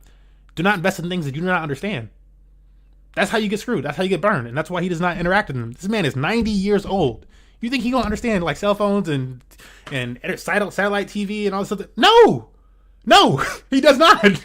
And that's why he's not invested in video games or anything else, because he does not understand them. He is 91 years old. He's on his way out. It's like he can't keep up with it as quickly. And so hell no, he's not going to be doing that stuff. So just, you got to take that in. You take it with a grain of salt. But this next video, as long as you're ready, Infinite, we're going to jump into this. This is Robert Kiyosaki featuring a special guest, Nomi Prince. And they're saying it explains the truth about modern world of banking. So Nomi Prince has worked in the world of banking for a while. He's also there with his wife, Kim Kiyosaki. Robert, for those that do not know, is the author of Rich Dad Poor Dad, which is one of the best-selling financial books of all time. So. Let me get that link, sir. Oh yeah, let me hook you up. And yeah, if you watch this whole segment, then congratulations for getting this far. Otherwise, this is probably going to be broken down to its own individual video. A lot of these are going to be broken. Each video that we watch pretty much going to be broken down to their own individual videos too. So, yeah. But you ready for this? I am ready, sir. All right. In 3, 2, 1, let's hit it. Some Robert Kiyosaki. Oh, and 2x speed in it. This is the Rich Dad Radio Show. The good news and bad news about money. Here's Robert Kiyosaki. Hello, it's Robert Kiyosaki, the Rich Dad Radio Show, the good news and bad news about money. And as you probably know, we broadcast from Old Town Scottsdale, Arizona, where it's either heaven or hell. And right now it's a little chilly, but it's better than being too hot. And joining us today is Kim. She's back in town, back in the room here with us. Yes, I am. Happy to be here. And we have a great friend of hers on our guest. A friend of ours. Today. Her name is Nomi Prince. She wrote the book Collusion. If you guys want to find out what's really going on, it's her book Collusion. I read the book. I was sitting in Alaska for 10 days. I couldn't put your book down, Nomi. It was a fascinating book. But it's how the central bank system, which is the Fed, the EC, European Central Bank, the BOJ, the Bank of Japan, and the PB, People's Bank of China, how they operate. So it's a very well-written, well-documented book. The great thing about it, Nomi, it's easy to read and understand, but it's so big picture, it's kind of hard to imagine that a bunch of criminals like the Fed can be allowed to operate and destroy our economic system. And I do call the Fed a criminal organization, because if you look at what they've done, they basically backed the investment banks of the world. And now America's about to go broke. The world's going broke because of this collusion. But I think what you were writing about just fascinated me is how after the Fed started QEing, which is quantitative easing, another word for it is counterfeiting money out of thin air, and then the other central banks says, hey, the United States is screwing us too, because we have creditor nations, which are Japan, China, and Singapore. They lend us money, and we're a debtor nation. America's now the biggest debtor nation in the world. So the debtor nation, the U.S., is screwing the creditor nation, which is Asia. And that's really what's going on. So your book, Collusion, is a must-read for anybody who really wants to know what's going on. Any comments on that? And Nomi, just a little bit of your background, because you know Wall Street because you worked in Wall Street and you were in the midst of all of it. So can you give us just a little bit of your background on how you became such an expert? Yeah, sure. So actually, some of the first, let's just talk about central banks, because that was kind of key of my background on Wall Street. And when I worked throughout the city of London and traveled to these central banks around the world, including China and the Philippines and Thailand and Malaysia, literally almost all of them from the early 90s through today. So from the standpoint of banking and who supplies the banks with their money, I mean, Robert, you mentioned that, the Fed kind of criminal organization. It's like they are producing money as a central bank. It's sort of like a mother bank where like all the other sort of children banks can go to when they run out of money because of various risky activities they do. So like in terms, and this does relate to my experience as a young banker, in terms like if you think of it like a car, where like a teenager goes out, mom, dad, I want the car goes out, like runs the car into something on like a binge drinking night, but the teenager's fine, car's not, and then comes back to the parents and is like, hey, I kind of crashed the car, but I really want another car, okay? And the parents, which would never happen in real life, are like, yeah, sure, let's just get you another car. As opposed to, no, you cannot have another car. You are grounded. We're not leaving your room for like another year, right? But in banking, and I say this because it relates to my history as well. One of the first things I did with my first bonus check as a banker, I was living in London. It was the first time I got any pile of money that was useful to spend on something I needed. I went out and bought a car, and I went to the dealership, and I was this like young girl from like America. I was in England. I wanted to buy a car, and they looked at me and they're like, so your parents gonna sign for this? I was like, no. So like, is your boyfriend, your husband? No, it's gonna be me. and I bought this car. No, no wonder you love Kim so much because you have the same attitude. But really, I had a 15-year career on Wall Street. That was sort of in the beginning to middle of it when I was in London, and I ran a group of sort of quants, or basically PhDs and analytical people, etc., to go around the world and sort of analyze a couple different things. What was happening in the world with respect to within countries, between countries, what was happening to their debt, what was happening to their stock markets, what was happening to their people. Although the people part, when I was on Wall Street, was less of a concern to Wall Street traders, our senior executive who made great bonuses and sort of decided what bonuses went to other people throughout the years than it should have been. And one of the reasons that I left Wall Street after 15 years, I reached the position of a managing director at Goldman Sachs, which is pretty coveted. I was not only one of the few managing directors, I was one of the very few female managing directors in that position. But I sensed that at that time, which was early 2000s, the chasm, the sort of gap between what Wall Street was doing for itself and to the world, and how it benefited ordinary people or ordinary smaller and medium-sized businesses, was just too wide. And a way in which they were sort of extracting money and security from individual citizens and small and medium businesses was just too much. And that was one of the reasons that ultimately I wound up quitting to become a journalist, to try to explain how this process all worked, and ultimately to predict what our financial crisis in 2008 was all about. And since then, to go around the world to explain and dig into and get information about what's happening today that could cause another crisis, and how people can be affected and how they can protect themselves. So which countries did you specifically go to? Because like I said, I was sitting in Alaska for 10 days freezing my butt off reading your book. I just couldn't put it down because you go so in depth on so many vital countries outside the U.S. Yeah, so I did a bit of a world tour, and I started in Mexico. The reason for that was, and still is, that Mexico is a huge trading partner of the U.S., and its central bank, the Fed of Mexico, which can create some money for Mexico, doesn't at all have the kind of power that the U.S. Fed has to create money for the U.S. and U.S. banks, big banks, and their partners throughout the world. And then I went to Brazil, and then as sort of a major trading partner of the U.S. in Central and South America, a large economy, but an emerging economy, still a developing economy, and a great partner of China. And then I went to China to talk to the People's Bank of China there, and a lot of people internally in different organizations to see how money was working there. And then I went to Japan, and then I went throughout Europe and the UK. So I did a kind of world tour where I picked the regions, the countries that both were most prominent in different parts of their like development and stages in the world, and the ones that also were most what I call pivotal, the ones that had to change the most in the sort of new reality of the Fed producing money and producing it at very low cost, and how that affected other countries who didn't have the same abilities that the Fed had to just coin money out of nowhere. That's what collusion is about. Is from what I understand from reading your book, is that different central banks then got together and said we can almost protect ourselves from and against the U.S. I mean, so what happened was, yes. Didn't Japan join forces with China or something like that? Okay, let me pause real quick. I think they have covered some, so far they've just kind of given us a background on Nomi, and like, her understanding of things like that. But they did give that one really good analogy of the car. What happens if you go out there and you crash the car? Because everybody in here know who got you had your parents. Like, I'm sorry, I know everybody doesn't have that situation, but if you had your parents and you were so fortunate enough to have a car, or let them let you borrow their car or whatever, and you did anything with that car, you was not getting another chance at that car. No sir. You had to be damn wealthy, and and if they were damn wealthy, so you might have maybe you knew some rich kids, some really rich kids, so you were like, damn, you privileged as hell, and they just got to go out there and wreck cars and get a new car, and that's exactly what you kind of just broke down. Because I'm like, I was not able to do that. Look, I put a scratch on company car. My dad one car went down, and I was like, "Oh my God, no! I gotta go out there. I'm gonna buy stuff. I'm gonna fill the dent in and all this crazy stuff." And same time, I knew rich kids that like actually drove a car through somebody's house.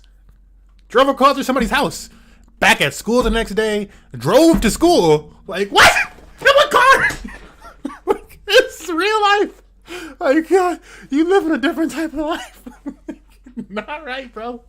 But sorry, I feel like Infinite, you have something to say here, man.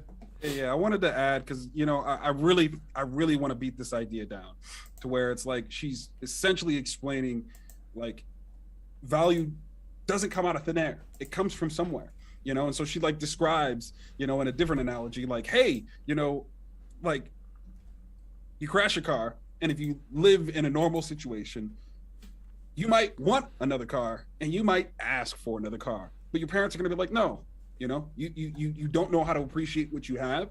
I can't keep dumping money into something that's not making something. So, you know, no, you know, and she's like, but the way the system works, and we've been talking about a lot, I've been explaining it a lot, you know, there's like value, you know, supposed to be held up into some bank, you know, instead they're just making it, you know, they're just handing it out, you know, depending on, you know, the goodwill of people's understanding of how the dollar works, you know, because Smurf talked about that. Oh, you my buddy, because I'm the federal, like, and they said central banks, but the Federal Reserve is our central bank. That's the United States central bank. We call it the Federal Reserve. Other countries have different names for their central banks, but that's the central bank, and that's the central bank when people were talking about it. It was like, ours is the Federal Reserve.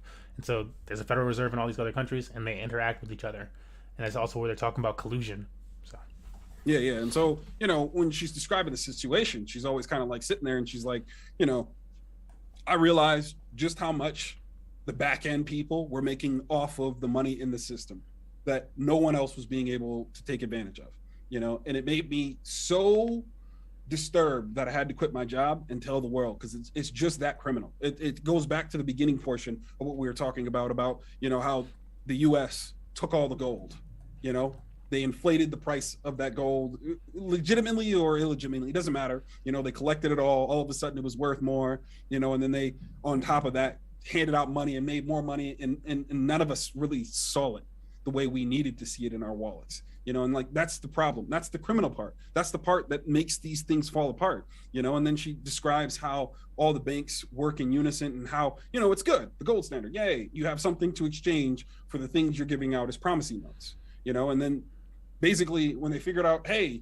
they're just making fake promissory notes and there's nothing actually backing what they said, and we can't exchange what it is we're trying to, like, maybe this isn't a deal. We don't want your funny money.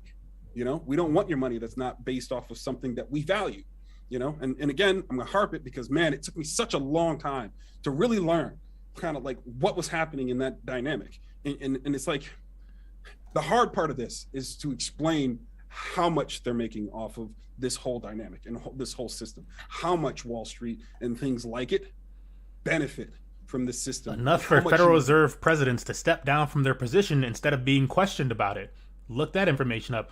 Enough for our senators to profit and double their wealth over the course of the pandemic, outperforming hedge funds where people are paid millions of dollars a year to perform the best in the market. That's how much they're profiting off of this stuff. See, like, in my personal opinion, that's not enough. It's like, sure, there's plenty of people who get away with doing crime. It's so hard to explain their wealth. That's the hard part, is really explaining what $1 billion actually is. You know, really explaining, like, okay, this is how much work he did, this is how much money he made, you know, and really leveling that out and really squaring that equation, you know. I mean, that's the hard part to explain, and that's what most people don't understand. Like, it's so hard that I can't understand. It's like people talk about yachts, and there's like different levels to it. There's like a yacht, oh, that's $1 million boat, and then there's a $250 million boat, you know. And it's like they're so far apart from one another that it's so hard to really give you the real idea of how much money that is. Like I'm talking, like, I can lay my money out and walk on it anywhere I go type of money.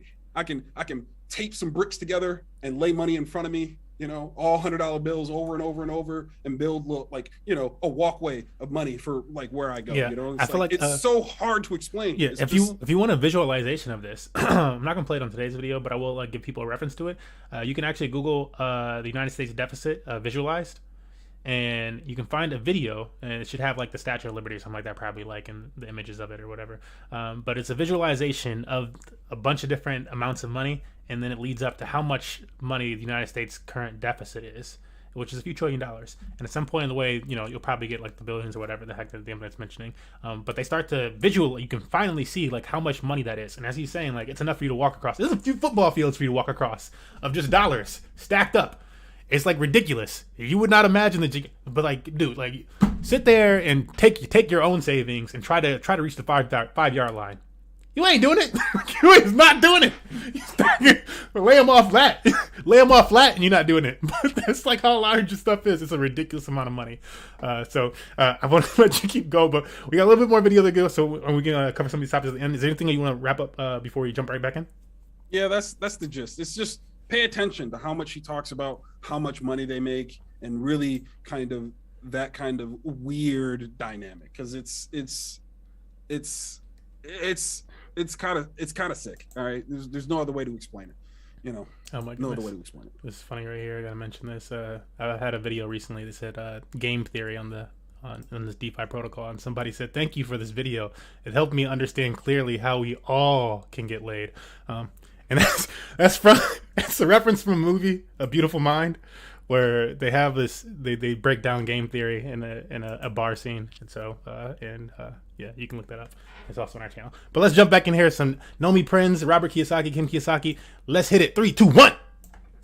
Yeah, so one of the things, interesting partnerships developed in the wake of the financial crisis, and that's why the order of what I analyzed was important, because the Fed was faced in the crisis of 2008. We're trying to figure out how to create out of nowhere, how to fabricate enough money to keep the whole entire international banking system afloat. Now, the international banking system and economy was really hurt by all the nefarious things that the major Wall Street banks were doing. But the Fed had to step in, because the Wall Street banks didn't just operate in the U.S. They operated with Germany, with Deutsche Bank. They operated with UBS, with Swiss Bank. They operated throughout the world, and they were hurting. And the Fed had to come in and be like the parents to the kids who crashed the car, and be like, here, have a car, creating them out of nowhere. But it wasn't enough. And so what the Fed had to do was collude with the major central banks around the world, and that was in the G7. So that was the banks that represented Japan, the Bank of Japan, the banks that represented Europe, the European Central Bank, England, the Bank of England, and say, look, we can't even though we can create money out of nowhere to help these banks who screw themselves and our entire economy and the markets, we still feel like we can't do it alone. We need your help. And that's where this collusion amongst the largest central banks in the world came in. The Fed said, look, you guys got to do what we're doing. You guys got to print money. You got to electronically fabricate money. You got to buy debt in your own country so we can produce more of it, so we can keep the economy going and pretend it's all okay. And that collusion happened. Now, in the meantime, which was really interesting, the world shifted. So China and the People's Bank of China called the Fed out on this. They called the guy who was running the Fed at the time, Ben Bernanke, out, and they said, look, you can't just produce money out of nowhere, because at some point someone's got to pay it back, right? You can't just continue to float countries and just give them money just because their banking systems aren't that good, aren't that regulated, aren't doing what they should be doing for the country, for their citizens. And the People's Bank of China started developing these relationships with Japan, interestingly enough, because Japan was caught in the middle of being a G7 friend of the U.S. From a central banking standpoint as well, and trading with China. And China's saying, look, you can't just create money out of nowhere. And Japan's saying, well, but we have been, even before the Fed started doing it. We just didn't know it could be done to such a large amount of money. We're talking trillions and trillions of dollars.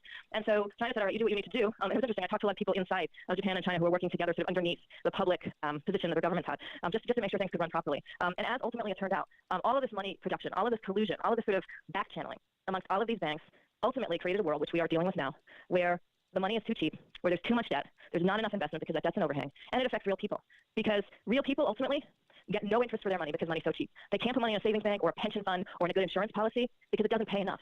It doesn't pay enough to them to afford the lives they've built. 0.02%. Because it's all gone to the banking system, and it continues to do that. So that's why, ladies and gentlemen, you got to read her book, Collusion. I mean, what I love about it, Nomi, you kept it simple enough for me to understand. And the more I understood it, the more it gave me the courage to say in my book, which I just launched, called Who Stole My Pension, I call the Fed and the Treasury and Wall Street criminal operations, because they claim to be for the people, but they're really ripping off the people. Think about this. Our school system is still teaching people to save money. Meanwhile, the Fed is printing trillions, and the rest of the world is dropping interest rates to sub-zero.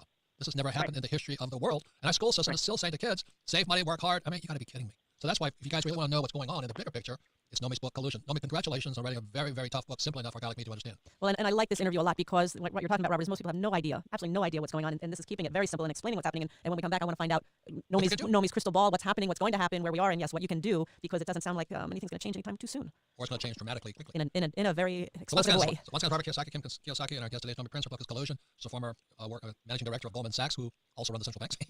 But anyway, who's counting who runs the central banks? But anyway, we'll come back with more to what you can do. Most importantly, ladies and gentlemen, the question is, what are you going to do about it? Because the house of cards, in my opinion, is about to come down. We'll be right back. Welcome back, Robert Kiyosaki, the Rich Dad Radio Show, the good news and bad news about money. You can listen to the Rich Dad Radio program anytime, anywhere on iTunes, Android, and YouTube. And then you can please leave us a review from wherever you listen. We archive every one of our programs at richdadradio.com. We archive them because we're an education company. We make no recommendations of what you should buy or sell. And we archive that so because if you listen to this program again, you'll pick up twice as much as you're listening to it right now. Also, another reason we archive it at richdadradio.com, you can share with friends, family, and business associates. And when you discuss it with friends, family, and business associates, your intelligence will quadruple. And our guest today is Nomi Prinz, a friend of Kim, another rich woman. And they're talking about financial education for everybody. And Nomi's latest book is Collusion. Like I said, I was sitting in Alaska freezing my butt off reading Collusion. I couldn't put it down because it's so in-depth, yet written simply enough for a person like me to understand. And what I like too is, just by listening to the show, the one thing you can take away and guarantee is that the government and the Fed and the central banks are not looking out for your best interests. Matter of fact, they're doing everything against you. So if you think somebody else is going to come and save you and be the white knight or whatever, no, that's not possible. So it's all about what you can do, not what somebody else can do for you, what you can do. Right. No, does it make a difference if Elizabeth Warren or Sanders or Trump wins? Does it make any difference on the central banks at all?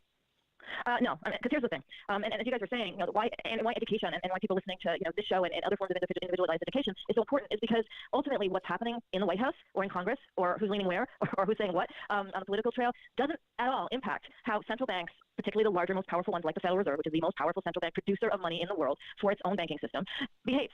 When President Obama was in the White House, when President Trump's in the White House, on average, rates, the cost of money has been about the same. Gone up a little, gone down a little, on average, about the same. When we look at the Fed basically dumping this money into the banking system. So what does that mean? How does that impact a real person? But let's think of it this way. Let's go back to what I was talking about before with the car example. Person crashes car, person goes to parents. Parents have two options. One is buy them a new car, or 10 new cars, or 20 new cars. Keep it going. Don't teach them how to drive, or put them in a room and make them think about what they've done. Or they don't. And in the situation with a central bank, which is a central place where other private banks can get money from cheaply, they don't have any requirement or any limitation put on them by any government, no matter who's running it. So the same exact stuff happens under a Republican government, a Democrat government. It doesn't matter. They're acting on behalf of their citizen, and their citizen is the private banking system, and that's what they do. So when you're saying before about how these banks don't help, I gotta pause really quickly, and part of what Nomi's saying here, she's like they don't answer anybody else. If you remember from our last video that we did, which was covering Jekyll Island and the Federal Reserve, what is the Federal Reserve, etc. We cover how the Federal Reserve came about, which is our central bank. How did the Federal Reserve come about? Let's give you guys a quick little brief history of that, how it came about.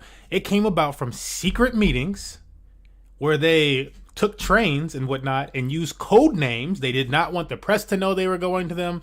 They did not want their family members to know they were going to these secret meetings. They went in secret to these meetings on a rich-ass island where only the richest of the rich people were allowed, like a members-only club island.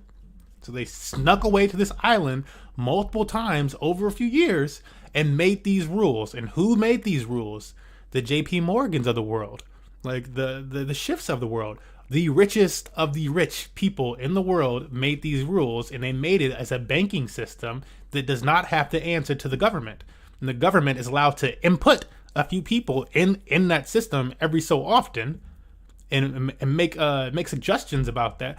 But ultimately, it's controlled by these banks, and then these banks control the world monetary policy. It's the richest families from America that are controlling the world monetary policy, and this was decided over 100 years ago. And that same year that they decided this monetary policy and stuff like that, the Federal Reserve was created, came the IRS. And it's no wonder why we have a world where the top millionaires and billionaires and stuff like that are able to circumnavigate the tax laws because they actually understand it, because they actually come from families that understood it. There's a reason why they're the 1%. There's a reason why they know how to get around these laws. It's because they actually understand that they've been taught them while the rest of us are all playing catch up. So, I wanted to throw that in there because she's talking about the Federal Reserve and this and that, and they don't have to answer anybody. And we've covered that. Now, of course, this is coming from somebody else and this is more contemporary. But we already covered that 100 years ago where, it came from a bunch of people who are already wealthy and they just came together and they said, how about we fix this whole banking issue and stuff like that? We're going to do it together. And if you look at again, I mentioned JP Morgan because that was one of the people that started this system. What's the top bank in the United States? It's JP Morgan, folks. So unless you have anything right there, let's get it going. Halfway through this. Go ahead. Yeah, I want to add one thing. And it's if you're listening closely, everybody keeps kind of saying the same thing. They're like, hey, the system works. All you need is something that people are willing to exchange for things. That's what you need. As soon as you get off the tracks and start exchanging things for funny money, just things that, people understand that they're allowed to exchange this for this, but we're just going to print more than we have in reserve of this. So whatever you're holding in value, we made more than the money promissory notes that we can make. So instead of me handing you $1, here's my example. So instead of me going, hey, here's, $10 for that work that you did for me. Instead, I'm going to go, hey, look, I'm not going to give you $10, but I owe you $10. Now go on about your business, and then that person, if you're thinking about it from a realistic point of view, that person has to go to somebody else and go, hey, look, I have $10, the so-and-so said they were going to give me the $10. It's in writing. There's a contract, there's a promissory note, so when he gives me that $10, I can give you $10. True. And like, that's the problem, is because that is done in such a large volume that you end up with these weird situations to where everybody knows that the things that are being exchanged are promises on promises. They're not exchanged value versus promise, you know? It's promise on promise on promise, you know? And you can, it's so large and it's such a big problem that you can't quantify it in numbers that make your brain understand it, you know? And that's really the problem, is it all works as long as we base it off of something that exists that people are willing to exchange. It's that fucking simple. See, you know, the problem is that we're really no longer doing that. Yeah. And the problem, and like you're saying, the problem is that we're no longer doing that. And like some of this started when the JP Morgan that helped found these things died, and his son took over and decided, oh, we can start lending out more money than we actually take in, because now what we currently have is a banking system. I'm not sure if Robert's going to touch on this or not during this episode, but currently with how the banking system works is it's about on like a 10x leverage. And so I have a video of Elizabeth Warren speaking about, oh, you know, well, the United States can promise a backed currency. And I'm like, you sound like you don't understand the United States dollar. It's not backed with anything, baby. It's backed with debt. But how the current situation works is, if you deposit $1 into the bank, whatever bank you want, you deposit $1 into that bank is now allowed to loan out $10. They can now loan out $10. How do they get that $10? It's printed up out of thin air. It's given to them from the Federal Reserve to that bank. This is how they get more money. Given to them, and now they can loan out 10 fucking imaginary dollars, and we just keep printing out imaginary money. But they need that money to come in. So it's like a 10x leverage on whatever the heck you deposit, and that's why banks want your money, because you deposit more to us. Now we get more of the funny money, and now we can lend out more, and now we get paid back more on interest, and it just keeps this like fake cycle going. And then at some point, you have these issues, and this is the real issue with quantitative easing. So I can't wait till we get into that episode. The issue with like, because this is really kind of like what Infinite's like harping on, and I'll push the play button right after this. But the real issue with quantitative easing, which is the current system that we're using to print out all this money and stuff, is that it's known in quantitative easing, because it's failed before, that if you have any big breaks, big issues in the system, if there is any type of world catastrophe, if the monetary supply gets messed up at all in quantitative easing, there is a high likeliness that your currency will crash. This is known. This is part of quantitative easing. And what happened in 2020? We were already building up to it, because because before 2020, we were already printing out way too much money. And it was like, okay, but the more that you print out, the more you run the risk of, if something happens that stops the supply, it's supposed to be the supply of money. And, you know, if you listening to the news again, they're like, well, there's a current, backup in the supply chain and this and that. Well, if the supply chain stops, as quantitative easing is known to say, then you have a high potential of your currency crashing. And so what are we currently facing? A supply chain that's backed up and has stopped. And currencies are crashing around the world. It's not surprising, folks. It's really not surprising. But most people did not know this stuff. And it's like I look crazy to my girl like a few years ago saying this stuff. And now, like, she'll see certain things happen and she'll be like, oh, dude. like, remember you was talking about that? I was like, yeah, I remember I was talking about it. I know I sounded crazy. But it's like I was learning so much stuff that, like, it sounds crazy. It sounds crazy. But this is stuff that you have to know so that you can take advantage of markets. Because when you start to see some of that stuff line up, then you're like, oh, for sure. Like, oh, this is about to happen in the market. This is probably going to happen in the next year. I don't know if it's going to be the next 6 months, next year, but this is bound to happen. And I need to take advantage of it.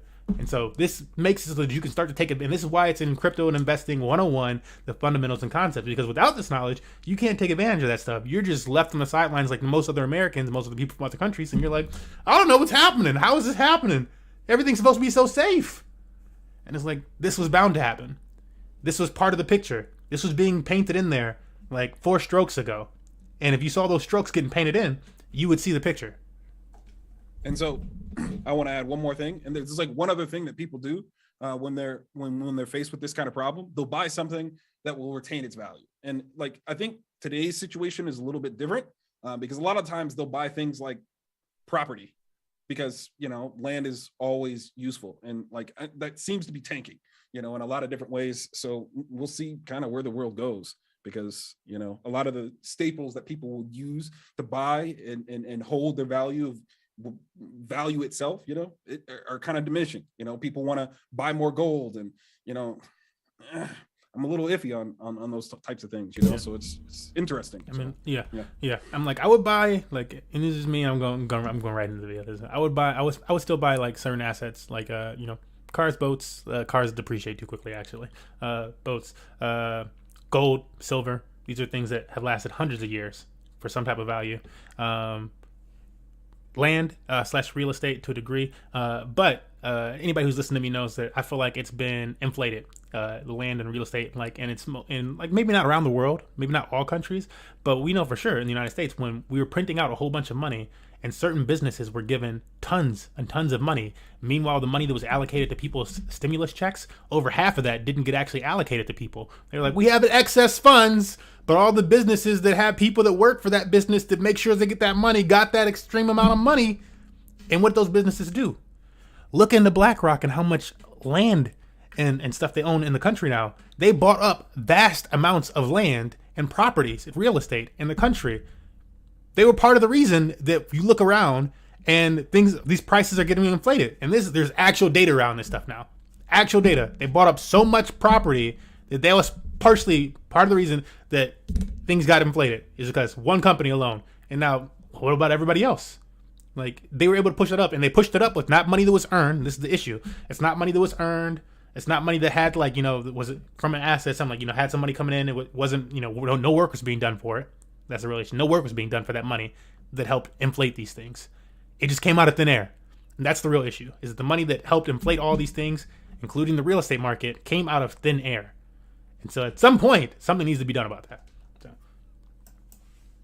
here we go. 3, 2, hit it. That's really, really true, because think about it. People don't have the ability to borrow money at 0%, right? They just don't. However, people are hurt by the fact that banks can borrow money at 0%. They can turn around and charge people a lot for loans, for credit cards, for student loans, for car loans, for whatever. So they get to make money in that process, and they also get to not pay people to save, which is why savings is not a way for people to grow their wealth. Saving money when you're not getting any percentage return on it, when banks are paying you close to zero for that savings for the use of your money, does not help you grow wealth. You don't have to be like a math person to get this. If you give somebody your money and you're like, hey, what are you going to give me back? And they say, well, basically less than you gave me, because not only am I not paying interest on it, but I'm also going to charge you a fee for the luxury of me using it. And you don't do that. And we're going to print even more of it. We could just keep printing it and then charge you money to keep it in our banks. That's a criminal operation. Right. That is absolutely right. So that's why, guys read Rich Dad Poor Dad, it's Rich Dad's lesson number 1 is rich don't work for money, savers are losers, your house is not an asset. I mean, it's because you're just giving money to the banks. But even the save money, it's just like, it's this mantra that people just dish out, and they're not even paying attention to what's going on because they think that worked for mom and dad and that worked for grandma and grandpa, so it's going to work for me. So let's go into the let's go into some solutions really quickly. And I'll just give you the one that I don't say do it, but right now I've been telling everybody to buy silver because silver is 72% off its all-time high.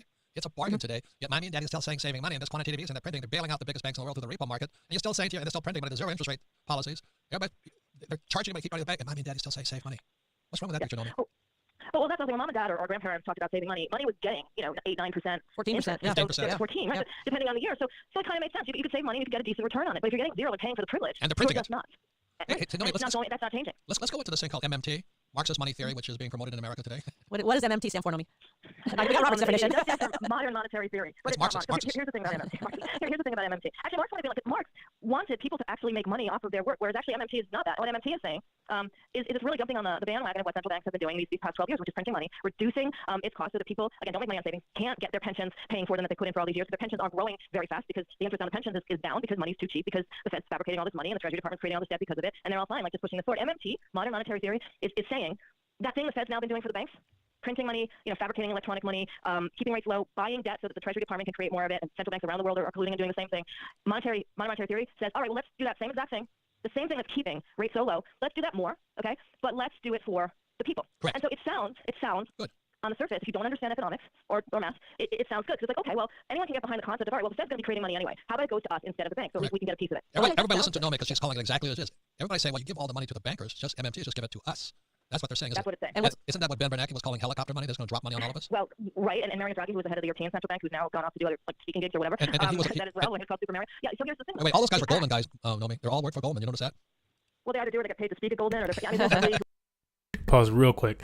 Naomi mentions that they're gonna. I think her and Robert mentioned they're gonna just fabricate electronic money, and a lot of people don't know that. A lot of people consider it printing money all the time. There's this idea of they're printing more money.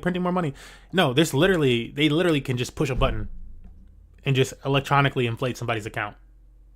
That's where we've gotten to with what's supposed to be monetary policy.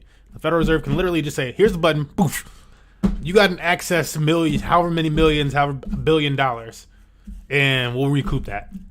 And it's like, dude, that's just, you don't have an argument against like gold or silver or or crypto at that point, or Bitcoin specifically at that point, when you can just come up with some random amount of money and just inflate it just at the will of a button push. It's not even being, you don't even need the paper and trees and stuff and ink anymore. You're just using straight up digital currency, and we're just going to digitally inflate that account. Boom. It's magic. The world believes us, and so it's all good. But that's where we're at currently, and so that's what they were talking about. Like, it's literally, it's not even printing. It's just like digital currency. Cool. Poof. You got it now. You're welcome. Go do your thing. I'm going to say it one more time. And this is like kind of what they keep saying, is you're supposed to have something that represents value. All right. There's no other word for it. It's supposed to represent value. And, you know, it's supposed to sit somewhere, and we're supposed to basically loan out that value with promissory notes, some other object or thing or digital software, you know, that represents that asset, that value, you know. And what they keep saying is we end up in this situation over and over and over where people keep making things from no value, you know, zero value. And then it makes it worse because they keep going, okay, the only way this works is if somebody comes along and buys that fake money. And then people think the money's real, you know, and then we keep that cycle up. And it's like, it's real easy to see that if we don't correct these actions, if we don't do anything about the, like, it's all going to fall apart. You know, it's a house of cards, you know, and that's just kind of the situation. And it can all be fixed. It's just, you know, here's the final thing is it's difficult because it essentially means we need to go to people who are making hand over fist and tell them they can't do it anymore. Go to them, like, and not just that, but like, you know, other than going to those people, because you know, like, because who's going to go to those people? The issue is, I feel like the issue is, who's going to go to those people when nobody's educated on this stuff? Don't nobody know this information? The vast majority of people do not know this information. The vast majority of people do not know this information. They don't know what the IMF is. They don't know what the Federal Reserve is most of the time. Throughout the Trump administration, he was constantly talking about the Fed this, the Fed that, the Fed this, the Fed that. He was talking about the Federal Reserve. If you actually go back through his stuff, he's talking about the Federal Reserve. The vast majority of the time, everybody else is talking about, oh, he's talking about Democrats and this and that. And it's like, you idiots. You so stupid. You so stuck up your own. Oh my goodness. You don't even know what he's talking about. And you're fighting each other for it. And he knows. He's smart. He's smart enough to be like, I can get you guys to fight. And I can like talk to the smart people in the room and be like, yeah, we got to stop the Fed. We got to drain that swamp. You don't even know what you're talking about. The vast majority of people have no idea what they are arguing about. Who's going to turn to these rich elites and tell them we need to fix the system if nobody knows? That's the real issue. So I'm like, not only do we need to do that, but we need to educate people to the point they can do that. We need, screw junior achievement. Talking about put the money in your dang bank accounts and this and that. Like, oh, you can, by the time you're 50, you could have earned $50. Like, not even, bro. By the time I'm 50, I'm going to earn like $5 in my account at this point. That's stupid. You know, it's dumb. And the only reason I say it that way, though, is like, you know, it's like police. All right. How do they enforce their laws? By, you know, a threat of violence, essentially. Hey, you don't do what the law of the land says, we're going to rough you up, or we're going to put you in jail and take away all your rights. And it's like, you know, I mean, that's kind of what happens when you deal with people who have the means to do what they want. Because, I mean, they're doing, you know, one of the most criminal things you could possibly do in life. Yeah. Which is just screw everyone. I mean, look, Federal Reserve presidents started to step down due to accusations of insider trading. And if the accusations wasn't bad enough, because you know damn well it was insider trading, and if the accusations wasn't bad enough, if you still were like on the fence, maybe it was insider trading, maybe it was not insider trading by these people that are making up the monetary policy rules in the United States and internationally, maybe it was insider trading. If that wasn't enough for you, all of 2 or 3 months afterwards, they made an actual rule. Federal Reserve members can no longer do insider trading. Bro, what more do you need? Like, what? Stop. No, you done locked up people for this stuff. Oh my God, what is the Wolf of Wall Street about? Like, yo, bro, stop. It's too much. It's a lot. But you know who gets those positions? the 1%. It's a bunch of trust fund babies, and the trust fund babies are only 1% of America's population. And so who's at the top of the top and who's remained there? Yeah. Okay. Back into our video. But the more you know. All right. 3, 2, 1. Hit it. Who was a former of New York. I worked with the guy. I mean, anyway. Carney of the English, the Bank of England is a Goldman guy also, you know. So was Paulson, the head of our treasury. So what's wrong with printing more money and giving it all to the people? What's wrong with that theory? So here's the exact problem. That theory forgets that, well, doing that creates zero interest rate money. It perpetuates zero interest rate money. It perpetuates the idea that we can kind of create money out of nowhere and somehow out of that produce returns for people, which doesn't actually make any sense. All it's doing is doubling down on the same strategy that has kept rates so low on savings for pension funds, on more secure securities for this whole time. And it's basically saying, all right, well, let's keep doing that. And it's like, well, but why would you get a different outcome? It doesn't matter if it's your son or your daughter who crashes the car. If the parents are going to keep on supplying cars without any sort of a step back to say, all right, well, maybe you should drive better, maybe you shouldn't drive, maybe you should, I don't know, take Uber, whatever. You can't just do the same strategy and expect a different result. And I'm all for using debt to create good returns on investment, on business investment, on assets, on things that people can do if they want to have debt. And I know you guys talk about this, that it is good debt, that it's deployed in a way that allows people to grow financially. But if it's just done for the sake of creating it, then all that creation of debt does, without a plan, without any strategy, without any asset building exercises, is just basically decrease the value of interest rates and the value of money. And that does not help the average person. It does not help people grow the returns on their pension funds or their annuities or their life insurance annuities or whatever. It doesn't actually help because it doesn't have a purpose. So let me ask you this, Nomi, given your background and all this, is that how much time have we got left? I mean, how long can we keep QEing, which is basically counterfeiting money, and how long can we keep interest rates below zero? It's like taking a basketball and pushing it underwater and hoping volatility doesn't come back.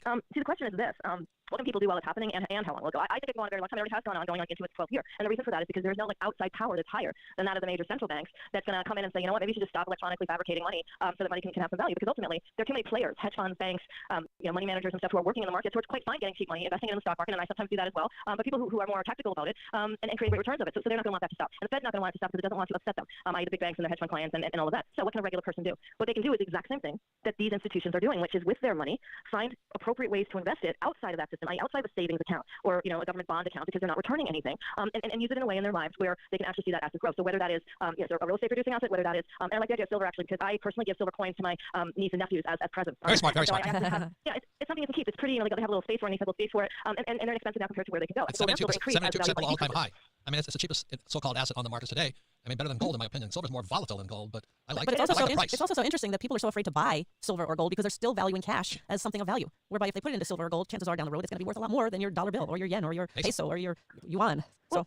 You see, I think cash is a holding pattern. So if you have cash set aside, understand that cash in and of itself isn't making you money. What cash is doing in the interim, being used for a better purpose, is it's allowing you to assess where you can invest it in order to get an appropriate return. So having cash is okay. Relying on cash and saving cash without the idea, and this is what people listening should be always thinking, without the idea of where to put it. Where's the next place I can put it? Or what we call in finance, diversify it. Put it in multiple places. So if one's not working for you or it's not increasing your wealth fast enough, you have a bunch of places you can draw from, whether that's hard assets, and silver is much easier, much more affordable for regular people than gold. I personally have more silver than gold. It's not like all of my portfolio, but both of those two things are portion. Silver is much higher. It's just less expensive. Yes, it's more volatile, as you said, Robert, but it also has potentially greater upside. Any sort of real estate investment where you're not throwing out money that you cannot afford in order to retain that piece of real estate, where and you are the experts on this, but a real estate piece of property, whether it's your own home or your second home or whatever, should always yield you more if you sell it or if you rent it than what you're paying for it. We're running out of time, but the most important thing is I got to buy your book with the cash.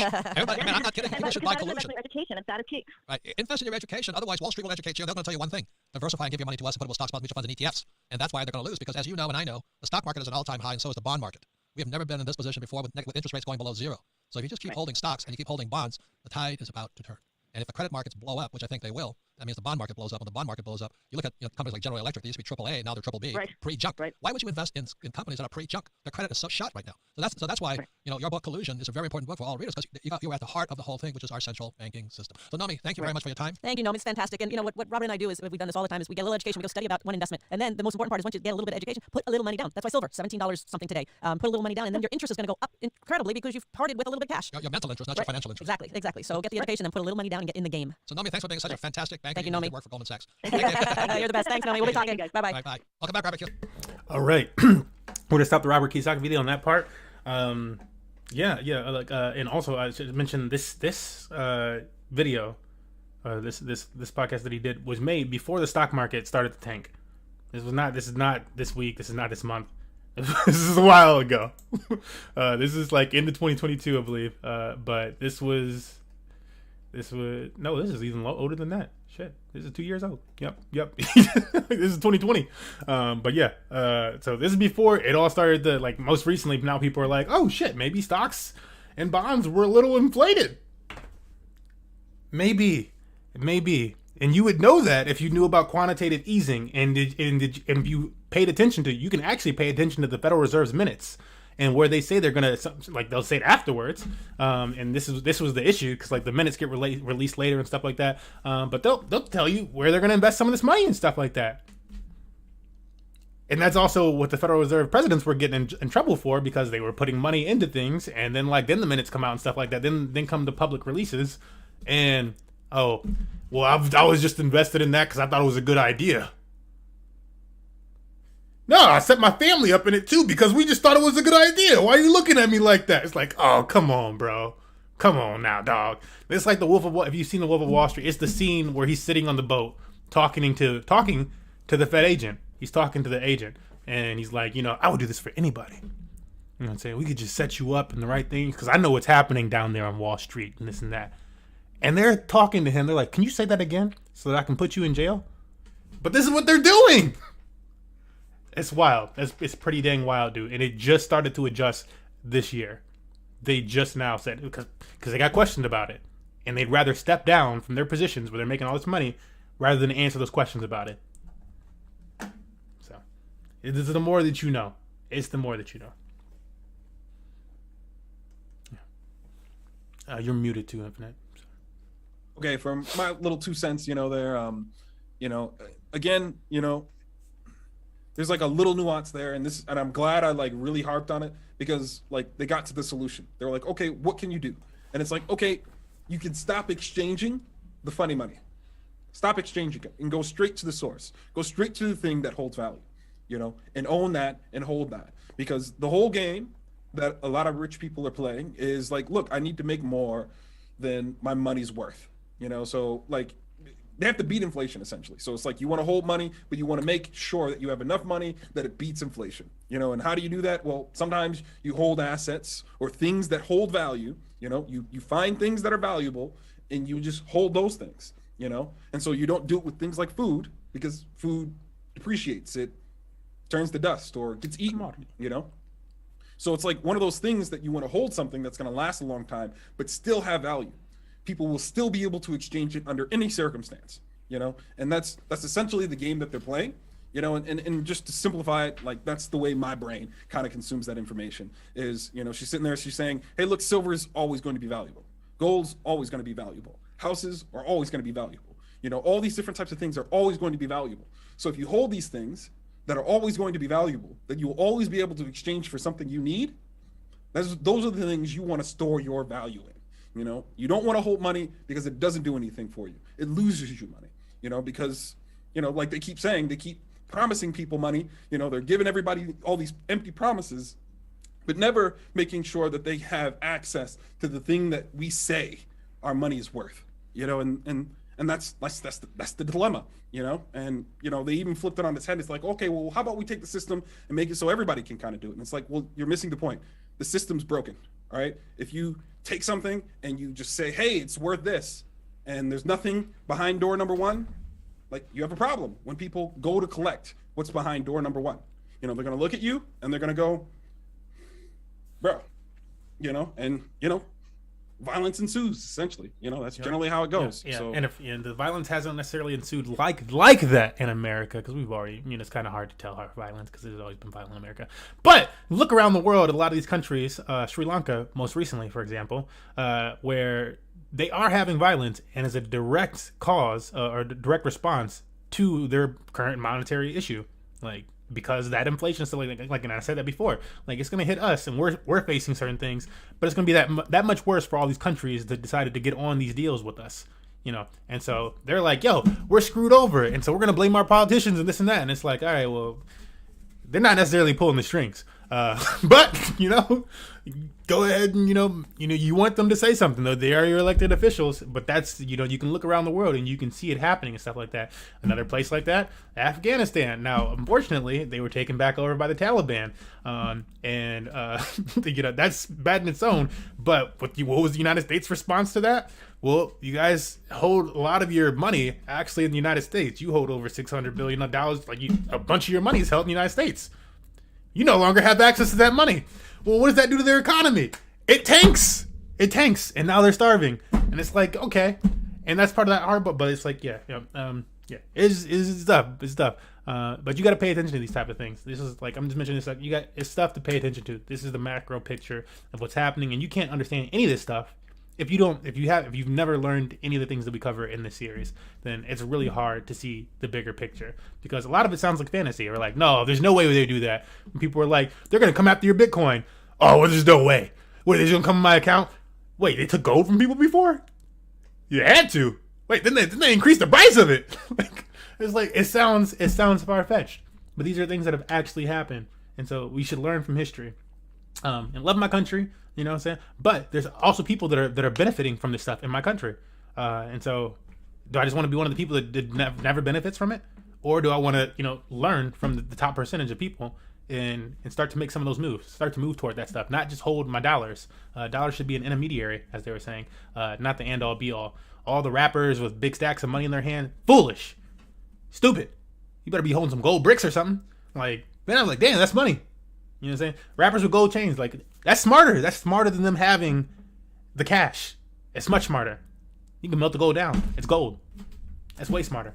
But yeah, there's that portion of things. And as they said before, silver too. There's a reason, like, I'm a big history buff. Go back there and watch some Vikings or whatever other history shows. And what are they talking about? Silver. We want the silver. No, we don't want that. Silver. Maybe some land, but silver. Where's your silver at? And there's a reason for that. There's a reason for that. It's been this way. It's a historical thing. But that's all we have for you guys today. Hopefully you've learned something. The whole point of the series is to learn something. It's not financial advice. We're not financial advisors. We're just dudes on the web trying to learn so that we can make better investments, so that we can continue to grow our community, Money Match Gaming, so that we can invest in things like our Play to Earn Discord system, our esports team, our wider community. And we could not do those things without this level of education, without some of this education, because it really does help influence these decisions. So before we wrap up, anything from you, Evan, to close us with? One last time, the whole idea is money.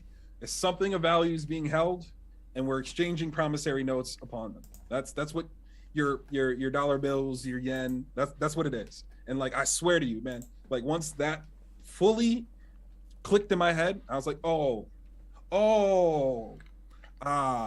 and then things just make so much more sense on why it's a big deal when people are yelling like, well, we have a debt system. And it's like, well, what's a debt system? It's a system where they make funny money. They promise you, hey, I'm not going to give you $10, but I promise I have the $10 and I'll give it to you when you absolutely need it. Now go off into the world and figure something out and try to make something of yourself. And that's what's happening, and they're still sitting there with the bank full of gold or whatever value you want to consider it, chilling, with all the chips, all the power, all the economic things that you could possibly do in this world. They're holding it in their banks and their bolts and all that other stuff. And that's just the thing to understand. That's the thing to get. That's what you need to understand. That's what you need to hold on to, because that's it. That's the thing that's happening. And as Robert and Nomi said, that you can make money off of debt. You can use debt to buy up good assets that actually make a better return. Like when she was saying, you shouldn't get a house or real estate unless it's actually it's a liability. If you just living in it and you don't have multiple properties or whatever the heck, it becomes a liability. It's an asset. It becomes an asset when you're renting it out to somebody else. It's actually creating some type of yield for you. Then it's an asset.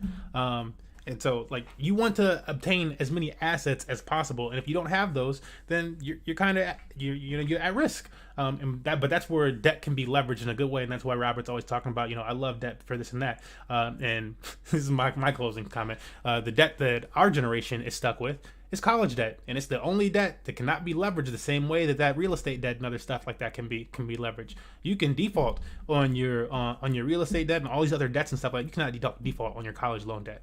You just owe that money. It is specifically the only type of debt we have where you just don't get out of it. You cannot claim bankruptcy.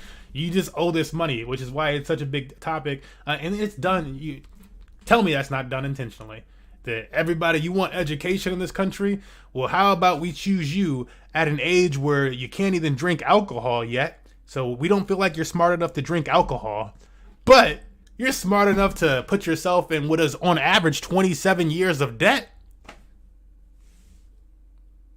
That ain't right, y'all. That ain't right, y'all. But the more that you know, because if I knew a lot of this information when I was younger, it'd be a lot different for me. And so trying to share that with y'all as much as I can. That's it from your boy MMG Smurf here. The Infinite. Let me go over this. Hopefully you've learned something. Check out our other videos in this series. Crypto and Investing 101. Fundamentals and Concepts. Find the playlist on YouTube. And we out. Deuce.